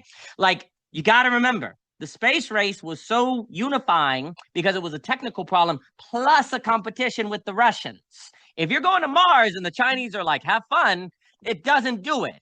And also there isn't this, the space race going to the moon could only have that thematic component because of the Cold War, the threat of nuclear apocalypse. Like there's this idea that if we go to the moon, that's kind of a leg up saying to the Russians, the Soviets, hey, we are pretty good at technology. You know, you might, and that would contribute to the deterrence, right? And so when you're trying to do a space race, independent of a Cold War and a suggestion of deterrence against an opponent, it's not going to have the same thematic effect. Now, maybe going to Mars is great because, you know, it's like Eric talking about how we got to get off this planet because we're all going to die. My only issue is I don't know if people living on Mars would be something. Living on Mars would be something. That's a big deal. That would be hard. I hear, you know, we in this house believe in bare feet on grass and sunlight. I don't think you get that on Mars. But anyway, there's something about the unknown. Like when somebody says, I don't know, it's kind of a frontier. And I'll give it to Mr. DeClerc and anyone else who wants to speak on this fine day. There's a kind of, that could be a call to adventure for people, right? Who actually, no, he won't. We had to, you know, I was curious. I'd be like, dude, no, he could defend himself. He'd be like, no, it turns out that the aliens are trying to get to Mars first and we got to show them we have superior technology or something. I mean, I can imagine that. It's the context of the space race is just super important and cannot be overstated. But I think also on that idea of the unknown, where you're being invited into the unknown, this is just cannot be overstated because you're inviting the people to think. You're inviting the people to actually, you're inviting them to actually come into a problem that we're going to work through together. The entire promise of technology of the leaders is, don't worry, we've got your back. Don't worry, we'll figure it out. That's the promise of progress in technology. Everything will be Deleuzian smooth, right? And you see, basically, that just means here's the funny thing. That means our leaders are just avatars of technology. They're not even leaders. They're just avatars of the technological spirit. Whereas, you know, like Studebaker says, and I think it's correct, like our leaders aren't political because they're not doing trade-offs between competing goods. They're not thinking different, like first principles and different things. But you see, here's the issue. Because that's always the promise, there's never any trade-offs. We can just come up with a new financial device to avoid a financial crisis. Then the day comes where you need to like level with people. It's like, hey, everyone, we're gonna have to let oil rise now because otherwise the demand is gonna keep drawing down the reserves, and we know that's gonna suck and really like send the economy into a recession. But if we don't do that, the financial damage will be far worse, and that's what we have to do. And these are the trade-offs. If we don't do it, this, that, no one's going to get on TV and talk about the trade-offs and say, we have to do this. It's going to say, we got it under control. Besant's going to launch a new Econ D-Day against Iran tomorrow. That's the thing that came out today, and it's going to solve it all. Don't you worry. We've got it figured out. We know what we're doing. Don't look at the fact that the effectiveness of controlling the bond market didn't even last 24 hours. I'm going to give it to Mr. DeClerc. But that's all part of the spirit of we've got it figured out. We know what we're doing. Because here's the problem. Our leaders today, the question becomes, where does the legitimacy of political power come from now? Like, where does legitimacy come from?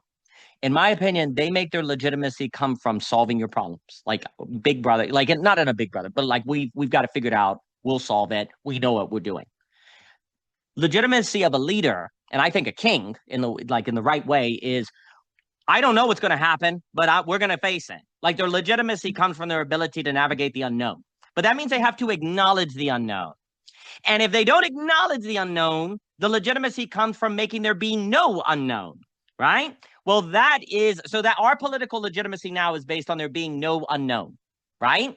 In the past, the legitimacy of the leader was, we're going to navigate the unknown, right? So the problem, and I think that is a kind of movement from the king in the proper Jouvenel sense to the tyrant. But they posit themselves as a king because what they have to do is remove the unknown. Well, that means they have to use power to get rid of the unknown and kill anything that makes unknown, right? But then you don't develop thymos because there's nothing to fight, just to kill. And you don't get thymos from killing. You get it from facing, which entails a vulnerability. So political legitimacy now is not based on facing the unknown, but removing the unknown, which means political legitimacy is based on the spirit of technology. So politics gets its legitimacy to the degree it is like your computer. So don't be surprised when your computer replaces it, because that's all it is in essence. And that's not going to help us, though, with the bond market problem, because I don't care what your computer can do. It can't make oil appear. Let me throw it to Mr. DeClerc. Mr. DeClerc, please.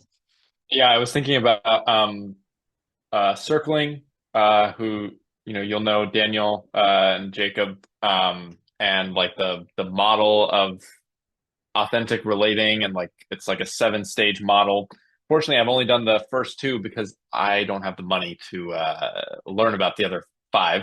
But number 4 is warrior, and I was just struck now just thinking about kingly energy and warrior energy, and that step involves it's kind of when in the like exploration of who someone is, they'll inevitably get to like an aporia state where they don't, they're having to face something challenging, or they don't really know where to go next. They're maybe having like a little bit like of a like an ego death or something, and the like job of the other person is to hold that instead of trying to like rationalize it or like make sense of it. It's just to be with that energy that can sometimes be really disorienting or like uncomfortable to hold. And like that piece of like a holding of like creating a container for energy, because like what the like intellectualizing, what the like quick solution, just kind of let's put a band-aid on it and let's move on, like that just short circuits that completely. Like it just completely like sidesteps that whole process, and like you're going to continue to operate with an insecurity of, well, we just have to put like, I was just thinking of like I don't know if you've seen those like flex tape ads or like flex seal ads with like that guy Phil Swift, where he just puts on a fucking like piece of duct tape on like a ship or like a boat or something that's like has a huge hole in it, and it's just like good as new. Like it's kind of like what you're doing when you're just, like quick, let's change the speed limit at night laws or drunk driving laws, like in the wake of like an accident like that, to, because it'll show people that we're doing something. It'll show people that we care. And I mean, like, there's obviously times when laws do need to be changed, or like, like people do need to take accountable if like something was really preventable. But it basically is like what we have replaced like mourning with, like, like real grief. We've just replaced it with like quick action. Because if we can just keep moving forward and keep progressing and keep, like we moved from horse and buggies to cars without seatbelts, to cars with seatbelts, to cars with airbags, to like what Christian says is like we should just make the speed limits 5 miles an hour. Like, there was like a big reckoning when we were changing the speed limits and like having to figure out like what the speed limit should actually be, because however slow you make the speed limit, you're always going to be at risk for accidents.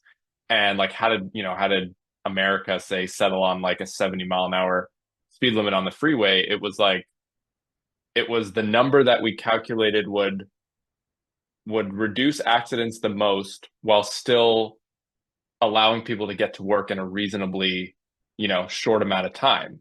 And so there's always going to be inherent risk with any sort of like social policy, and do some countries do things better than others? Like, sure, like the amount of gun deaths in America is like just fucking like 5,000% more than any other country in the world. And that's like that's just because of how many guns there are, really. But like there's no way to fully eliminate risk. And I think the world right now is trying to move into a place where risk is completely eliminated. And then you look up and you wonder why, you know, Themos is at an all-time low, if that could be like quantified. Less people are having sex, less people are, I mean, what you said, Daniel, with the bond market, it's like, it is understandable why less people are making, you know, economically risky moves, because it's like interest rate, you know, it's like to start a business is the more cards are stacked against you than ever, but like there's also a built-in mindset of trying to play it safe. And I see that just with a lot of people around me. It's like, you know, put all your savings into a 401k. I don't really know what I'm saving for, but like I just feel like that's what I should do. You know, like who knows what the stock market's going to be like in 40 years? Who knows if any of us are going to have Social Security in 40 years? But like, I think I should just do the safe move in case the world collapses. And the world is already collapsing, unfortunately. And so why not do an ayahuasca retreat for 4 months? What the hell, man? Like just do it. Yeah, it's like this kind of paradoxical thing of like, there's never been more reasons to not take risks, but at the same time, there's never been more reasons to take them at the same time. Yeah, I don't know. You got me all fired up now, so I'll end there. Oh, join the bond market black pill club. Oh, that's great. Or light black pill. Yeah, and also just so everyone knows, I am not selling a gold ETF like Peter Schiff or something like that. This is not a gold commercial. This is just, you know, but this is not financial advice. Now, if you get any financial inspiration, that's your own problem. You know, so there's a lot. It's just that old phrase, better safe than sorry. You know, such a simple phrase that seems so true and self-evident, and it's so wrong because it's not so often the same choice. Better safe than sorry. Many people are safe and sorry. You could be safe and sorry. It's not better safe than sorry. Often the choice is not so simple. The things that make you safe make you sorry as a person later on because you don't get any texture or life, right? So better safe than sorry, but you're a sorry individual. Now, of course, basically the phrase should be better wise than careless or something, better discerning than stupid, or better paying attention than not. But the phrase became better safe than sorry. And the problem is idioms often do our thinking for us more than we realize. And when you get that phrase, because the phrase also suggests the world is not a place where the choice isn't between sorry, safe, and missing out or not developing, right? That's the problem. It's a self-evident logic that treats reality as flat and not consisting of trade-offs. And I think basically, because basically the phrase, someone would shoot back, they're saying, well, are you saying, you know, better safe than sorry? If you're saying that's false, are you saying that, you know, you're okay with people dying or stuff like that or whatever? First off, people already are. Second, the isn't it funny? I would argue that perhaps the zeitgeist of better safe than sorry leads to all the deaths of despair, suicide, depression, all of the stuff that happens with that. Why don't those count? Those would actually be the victims of the phrase better safe than sorry. Now, that's a giant claim that I can't justify, but, you know, there's this idea that no one let me put it this way. The assumption is that the phrase better safe than sorry has never gotten anyone killed or has never hurt anyone. Right? Because surely it hasn't. The whole idea is better safe than sorry. I am suggesting that the phrase better safe than sorry has actually created the social conditions that people are more likely to, fall into the you know, despair, the mental health crisis, all of that different stuff. So the phrase is not as innocent as it seems. And furthermore, a political order that stresses that is not as benign as it seems, because it turns out that, you have to take risks that really could seriously get you hurt, or you're actually more likely to fall into, well, despair and all of the violence of despair, suicide, etc., that can come from it, right? So it's just very important to realize that the notion, and I'll give it to Mr. Kishere, the notion better safe than sorry has gotten people killed. You would assume it hasn't, but it has. And it's certainly gotten people to live less dynamic and alive lives, which then, if they're not dead physically, they might be dead internally. So it's just that in this, for me, depths of despair. That's the phrase I was looking for. Thank you. That it's just, to me, that's actually an example where philosophy is useful, because you're actually able to critique a self-evident phrase. Like, you take a phrase like better safe than sorry, and that seems unarguable. Like, you could never debate that. Philosophy is the ability to say, no, you can't. And in fact, that very phrase that seems to suggest it is saving you from like risk actually is very risky, because of the depths of despair and the ways culture dies, and so on and so forth. So that, and I think Owen was pointing to that as well. I think basically the technocrat, I think it is safetyism. And I know, Owen, you've spoken with that with Barnes, et cetera. And I hope, Barnes, wherever you are, you heard us mention your name right now, and your book on attention is great. But I think, and Schizo FM is a gift to mankind. But I'll give it to Mr. Kishere. But basically, I think the leaders today are of the ethos better safe than sorry, right? No. It is because better safe than sorry, basically we're just gonna because you have to eventually get, this is the problem. Better safe than sorry is a phenomenology and almost an ontology. It almost becomes a way of being in a deeper way and perceiving reality. It necessarily means you're going to enter a day when you have to be in denial. Like, you have to deny reality. When the fruits of better safe than sorry are sour and don't taste very good, you're going to have to convince yourself that they're great. And it was a good trade-off, because otherwise you would have died or something like that. And you're going to have to become the small dwarf. You're going to have to kind of shrink in. And and that will not be good. And I'm about to bring it back to the bond market. But before I do, I will give it to Mr. Kishere. Mr. Kishere, please. Don't do that. Don't do the bond market, Mr. Kishere. Can't help himself. Yeah, shout out to Mr. Bonds one more time. We had a great podcast together. Yeah, this is very timely and actual for me. First and foremost, because drinking ayahuasca is, whilst physically pretty damn safe, there's an enormous amount of unknown and risk involved in like undertaking that every single time. Like, there's no like safe cup of ayahuasca in that sense. Like, you really never know where the night's going to take you, and so you're always in like training that preparedness to navigate unknown waters. And it is becoming clearer and clear to me that that's where faith and where spiritual depth is fortified, is by bringing it into a kind of risk space again and again, and then seeing that it works. Like, I didn't like my faith in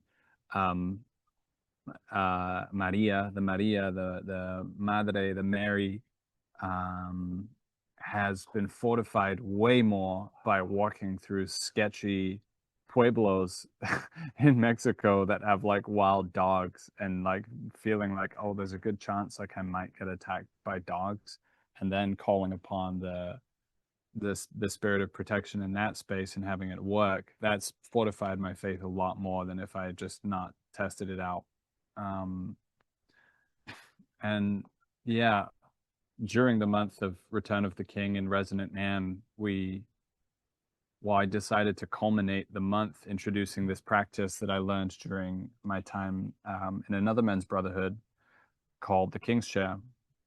And during the King's Chair practice, effectively what happens is one man gives a speech for about 2 minutes, speaking to like what's necessary right now for the men of this room and also for the men of the world.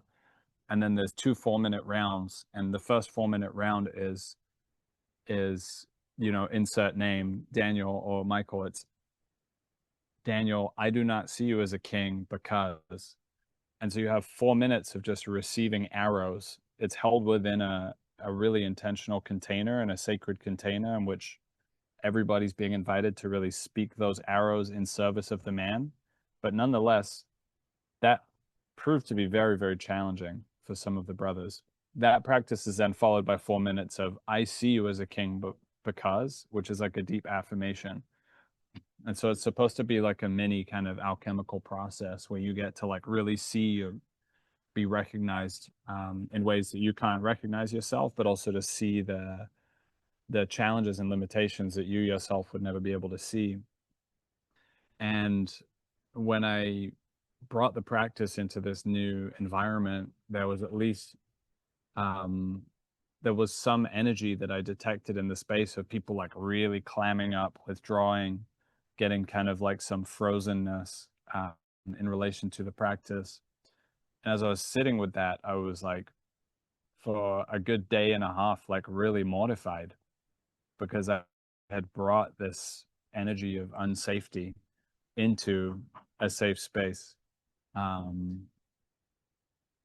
And then I sat with it for many days more, and I just was like revisiting, like, but yeah, I do actually deeply believe in this practice, and I've experienced the benefit of it. Actually gotten to a place where I like relish to go through that King's Chair process. And so the whole week I've just been sitting with this like balance of safety, and like safety as a requisite for a really healing container, and then also not having a healing container necessarily be fundamentally comfortable or safe all the time as also being important. Yeah. And so the king does have to be able to be challenged and to be able to give challenge in an integrous way. And the only way we can do that, to my mind, is by practicing it. And there's not that many places to practice it in your life, you know, because it often devolves into like reactionary or like throwing shadow energies back and forth with people. Yeah.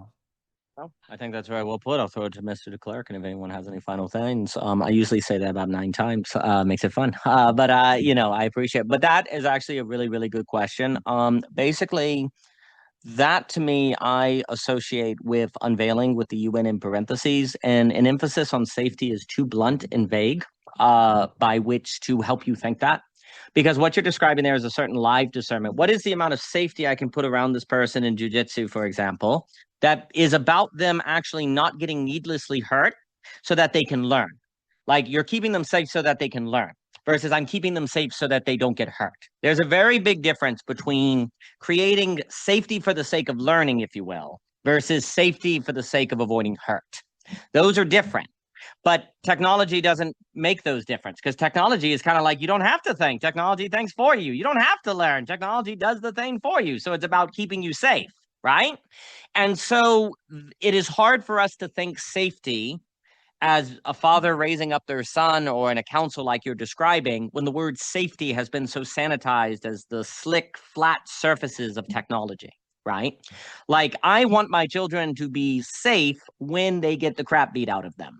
Like, I want them, you know, in a wrestling thing or something, right? Like, I want them to be safe as you play basketball. I don't want them to twist their ankle unnecessarily. I don't want them to break an arm or something like that. Precisely so that whatever hurt does occur does not take them out of the game, if you will. Like, it doesn't pull them out, right?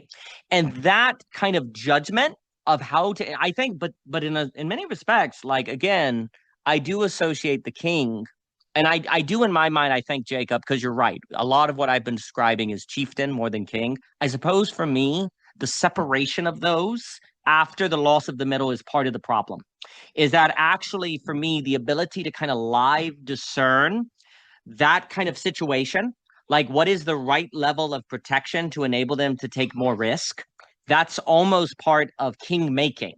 And the question then becomes, to what degree does a king have to be someone who one day could also be a king maker to be a good king now? Like, there's an interesting question there. And that's something I think about a lot, is like, if you're not a king right now in a way that will simultaneously make you able to be a king maker later on, that would suggest that you're not a good king now. And so there's something about the actual spreading of the capacity for kingship, which then gets into wisdom and discernment. And I know there are anointments in the Torah, and so there are different roles. I'm not trying to blur these things, but it is interesting that perhaps one of the reasons why we do struggle to think the king in a way where people like people say that, why, well, maybe we don't need a king. Maybe we don't need to bring the king back. Well, I think it's because part of it is after the loss of the middle, we have lost sight of the king as also someone whose legitimacy and rulership is also precisely the activities of someone habituating themselves to one day be a kingmaker. And thus, it is a communal activity. It is actually going to then be spreading the ability later on to other people. But then that gets into, and then it's interesting to compare Solomon, David, wise king Saul, like all of those different distinctions that come into play. And I think the king actually has to today in 2026 discern themselves in light of all of the corrupted kings that we've seen in history, where not in looking clear-eyed as that corruption abandon kingship. That's kind of the key. What we tend to do is see the corruption of a thing and abandon it. We tend to see the car wreck that is just an example that something's going to go wrong because of probability and say this means that we need to give up speed cars and get rid of something, versus actually say no, corruption happens, let's look at it very clear-eyed and then ask what are the trade-offs we're willing to take and we must take if we're not going to develop into non-developed hollow men. But let me throw it to Mr. DeClerc here. Mr. DeClerc, please. Well, I love what Christian said in the chat, maybe slightly biasly. Maybe we need kings who write poetry. I love that. I was also thinking about I was on a hike today and I was listening to your talk, Daniel, out on Voicecraft on intimacy. You and Tim and Aspasia and two other gentlemen that I was getting introduced to there. And I was really enjoying it, and like the difference between intimacy and seduction was kind of what you were exploring. And I was thinking about how risk seems to be necessary for intimacy as well. Like in my own life, I've been dating someone for about 9 months now, and we're very outdoorsy people, and we've gone on, all these just trips together. Like we were backpacking in Yosemite for 4 days, and we just came back from kayak packing for the first time. And, it's like, it's not, I wouldn't say it's like life or death. But there's, you're out without cell service, and you have to make sure that you have enough food and water, and it's physically straining, mentally straining. Like there's like little, decisions that have to be made all the time, and just like negotiating together and being able to be both like attuned to yourself and like what you need in a given moment, and like attuned to, to your partner. And there's like the thrill of like doing things that are hard and scary and out of your comfort zone, that really has brought us a lot closer together and like a lot more connected. Like I can get scared of certain things like heights sometimes, and then she gets scared when she hears sounds at night, and we can both like help regulate each other, because usually what one person's scared about is not what the other person's scared about, thankfully. And yeah, like I don't know, I have some other people in my life or friends of friends who are in relationships, and it's kind of like it's like that that like danger zone of like it being fine. Like it's not horrible, but it's also like it just kind of seems like the same types of dates are being planned, and like the same types of like activities, and it's almost kind of like they're just kind of doing life in parallel, as opposed to really like throwing themselves in novel situations. And yeah, there's definitely something on the just as like wanting to kind of, I guess, ground it on like the personal level. Like there's definitely something with intimacy and risk, like not just any risk, but like in a direction and like in a mode, I guess, and in a way that the two people or the more than two people feel called to explore. Um, and I think whenever there's like both a risk, like an internal growth as well as like an environmental change, um, because like you could have conversations, deepening conversations that like, between two people that push, I guess, more internal limits, and that's like really beautiful. But then there's something about like also putting yourself in a new environmental context where where your routines are kind of destabilized in a way. And maybe it's a new culture that like both of you have to learn how to attune to and adapt to, and like find, kind of find the like the pocket of how to connect in that way. That I think is like really potent for growing intimacy. So and obviously that's not just like limited to romantic relationships. Like that can be, that can be with your career, that can be with friends, um that's been something that's been quite alive for me in like a lot of different contexts, because like I notice I can feel a degree of like confidence, and you make the distinction, Daniel, between confidence and what certainty, like in these conversations. And then I go out and, you know, I, I'm in a meeting with new people, and it's like all of a sudden, like, you're like disoriented, and it, I'm like, oh, wow, okay, like I can take what I feel and what I've cultivated in the net, but like it's not like a one-to-one, you know, carryover. It's like you have to constantly kind of and that I think kind of connects to the like going away on your quest and coming back home, is like if you stay home and you just get really comfortable in your environment, you can have this false sense that you're like kingly, to use Jacob's, terminology, but then you go travel and you're like, and you have all these anxieties flooding in and all these like, insecurities, and you don't know how to do things, and you're like, whoa, like, it just like gets kind of blown up. And I don't know, I've just been thinking a lot lately about like, blowing your life up is cool, man. Like, I think more people should do it more often and figure out how to like put the pieces back together, and then and learn something and transform, and then get somewhat comfortable, and then, kind of blow it up again. Um, maybe that was crass language, but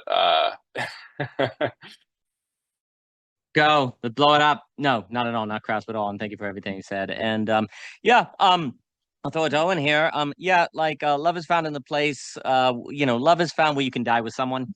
And it's interesting to think how like death and life and love are tied together. And if you never do anything with someone where there is no like possibility of death, not like carelessly. Like if you carelessly do it, that's just stupidity. But it has to be like, if there's no risk of that, there's a problem. And there is something about our leaders today, they're like promising us we won't die, as opposed to saying we might die, but we need to but there's something to it.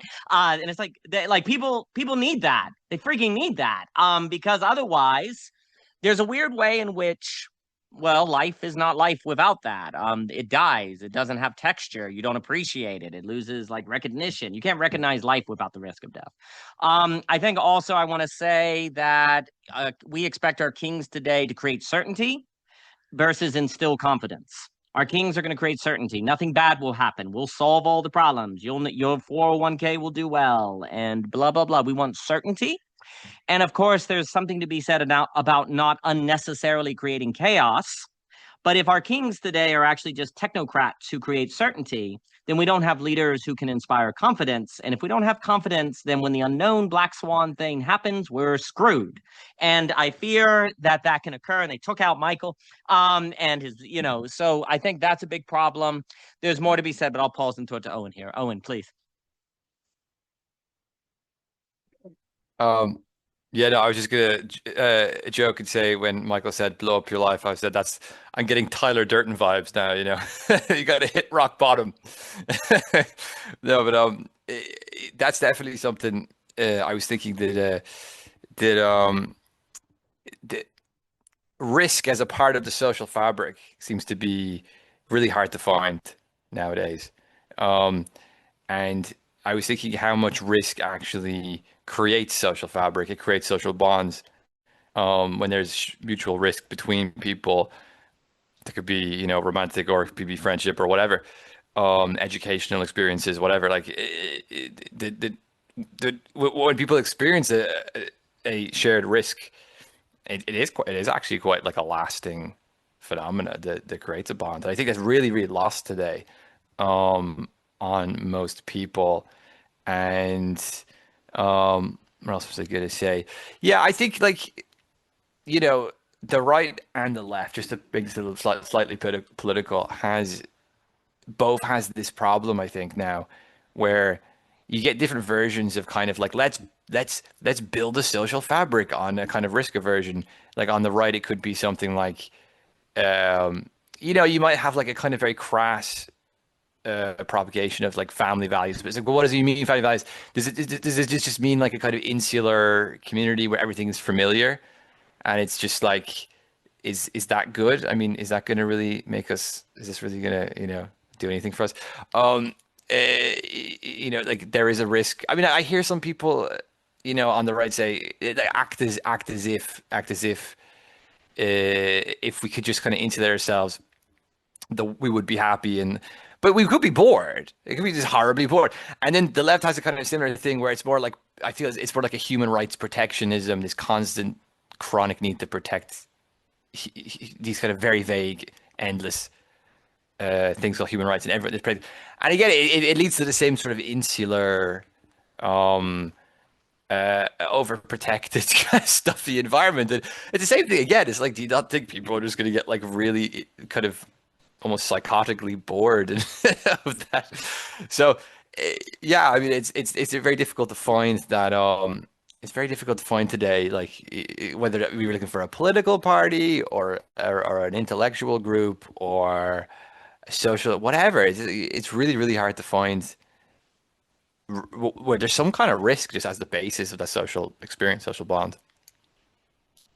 I think that is wonderful. And I'm so glad you came today, Owen. It's wonderful to speak with you again. Thank you for making the time, sir. I really appreciate what you were just saying there. And I will run in a moment here to go eat tomato sandwich because we have countless tomatoes because we're growing. But as you were speaking, it was very interesting because it is interesting to think about risk as necessary for creating the social fabric.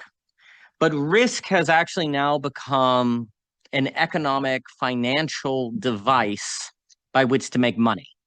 And it is interesting to think if there's a certain sort of financial approach to risk that has crowded out the role of risk socially.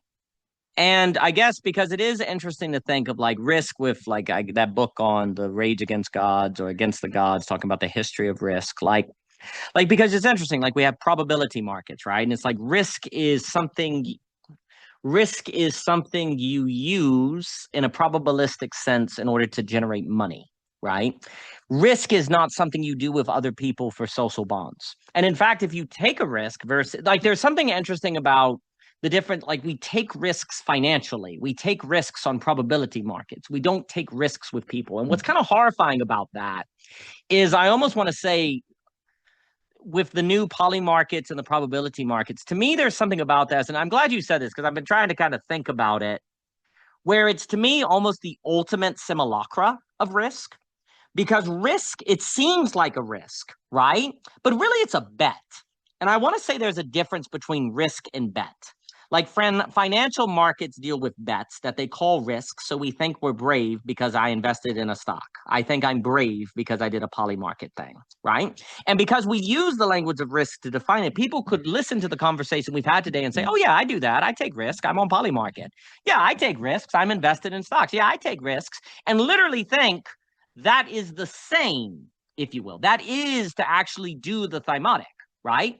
And because there is a question of why don't people develop I know only 30% of people have equities. It's not everyone, but a lot of people have financial instruments. They buy stocks, they take risks, they go to work.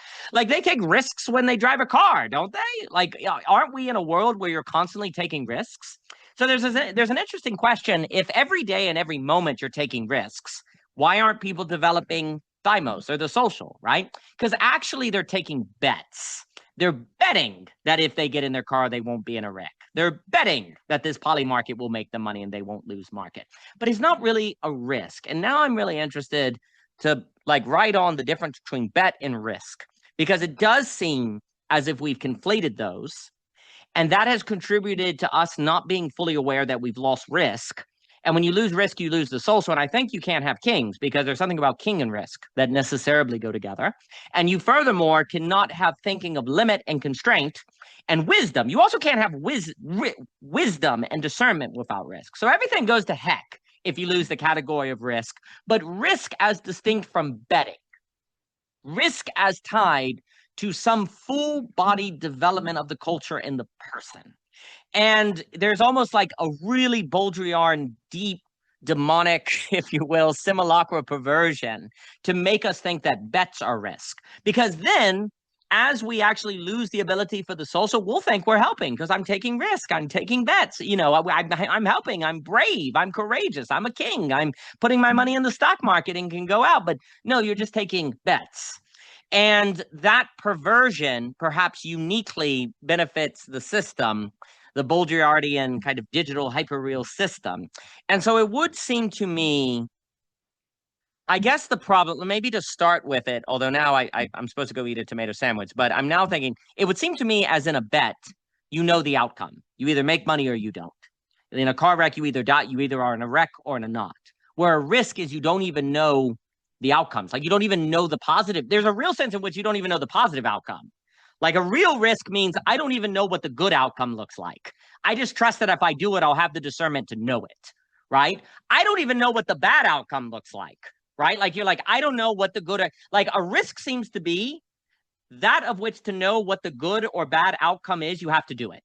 Where a bet, I know what the outcome is. So actually it's not thymotic because it's not that brave. You know what's going to happen. Real courage requires you to do something that you have to do to determine the difference between the good and the bad outcome. And furthermore, I was going to add to Mr. DeClerc's comment on that, Frank, there's that idea in the Bible, like faith versus works, and in James, faith without works is dead. I encourage people to interpret that faith without courage is dead. Because the kind of works that's being described there is, I think, in my opinion, strongly tied to acts of courage. And the word faith is a word of courage. So, faith without courage is dead. Likewise, the human being without courage is dead. Hope without courage is dead. Deeds. Oh, that's good. Yeah. Faith is a word. Faith in Christianity should have been translated as faithful, which means more like courage, sticking to your guns, not just an abstract propositional belief in a metaphysic, even though that can have a role. Faith means you have to put yourself in the line of fire. So faith without courage is dead. Faith without putting yourself in the line of fire is dead. A king without faith, a king without courage is dead, of course. But so therefore risk, but then the question is why courage requires doing that which you have to do to be able to tell what the good and bad outcome are. Like you have to step into, where a bet, you know the outcomes, and therefore it's not the same. That's where I would start with that distinction between bet and risk. We are in a world that can't tell the difference anymore between bet and risk, and therefore is struggling doesn't even know it has to recover the category of risk because it thinks it's like growing more than ever because everyone's getting Robinhood, everyone's getting their freaking poly market, everyone's like doing these things. But But if that category is not regained, I think we'll be hollow men. We certainly will just be flat. But everyone, thank you for coming. Owen, it was really, really wonderful to see you. Jacob, thank you for coming, sir. Clayton, Christian, it was a real delight. Owen, thank you for making the time. It's really good to see you again, Owen. Thank you. And Great to thanks see for you. coming.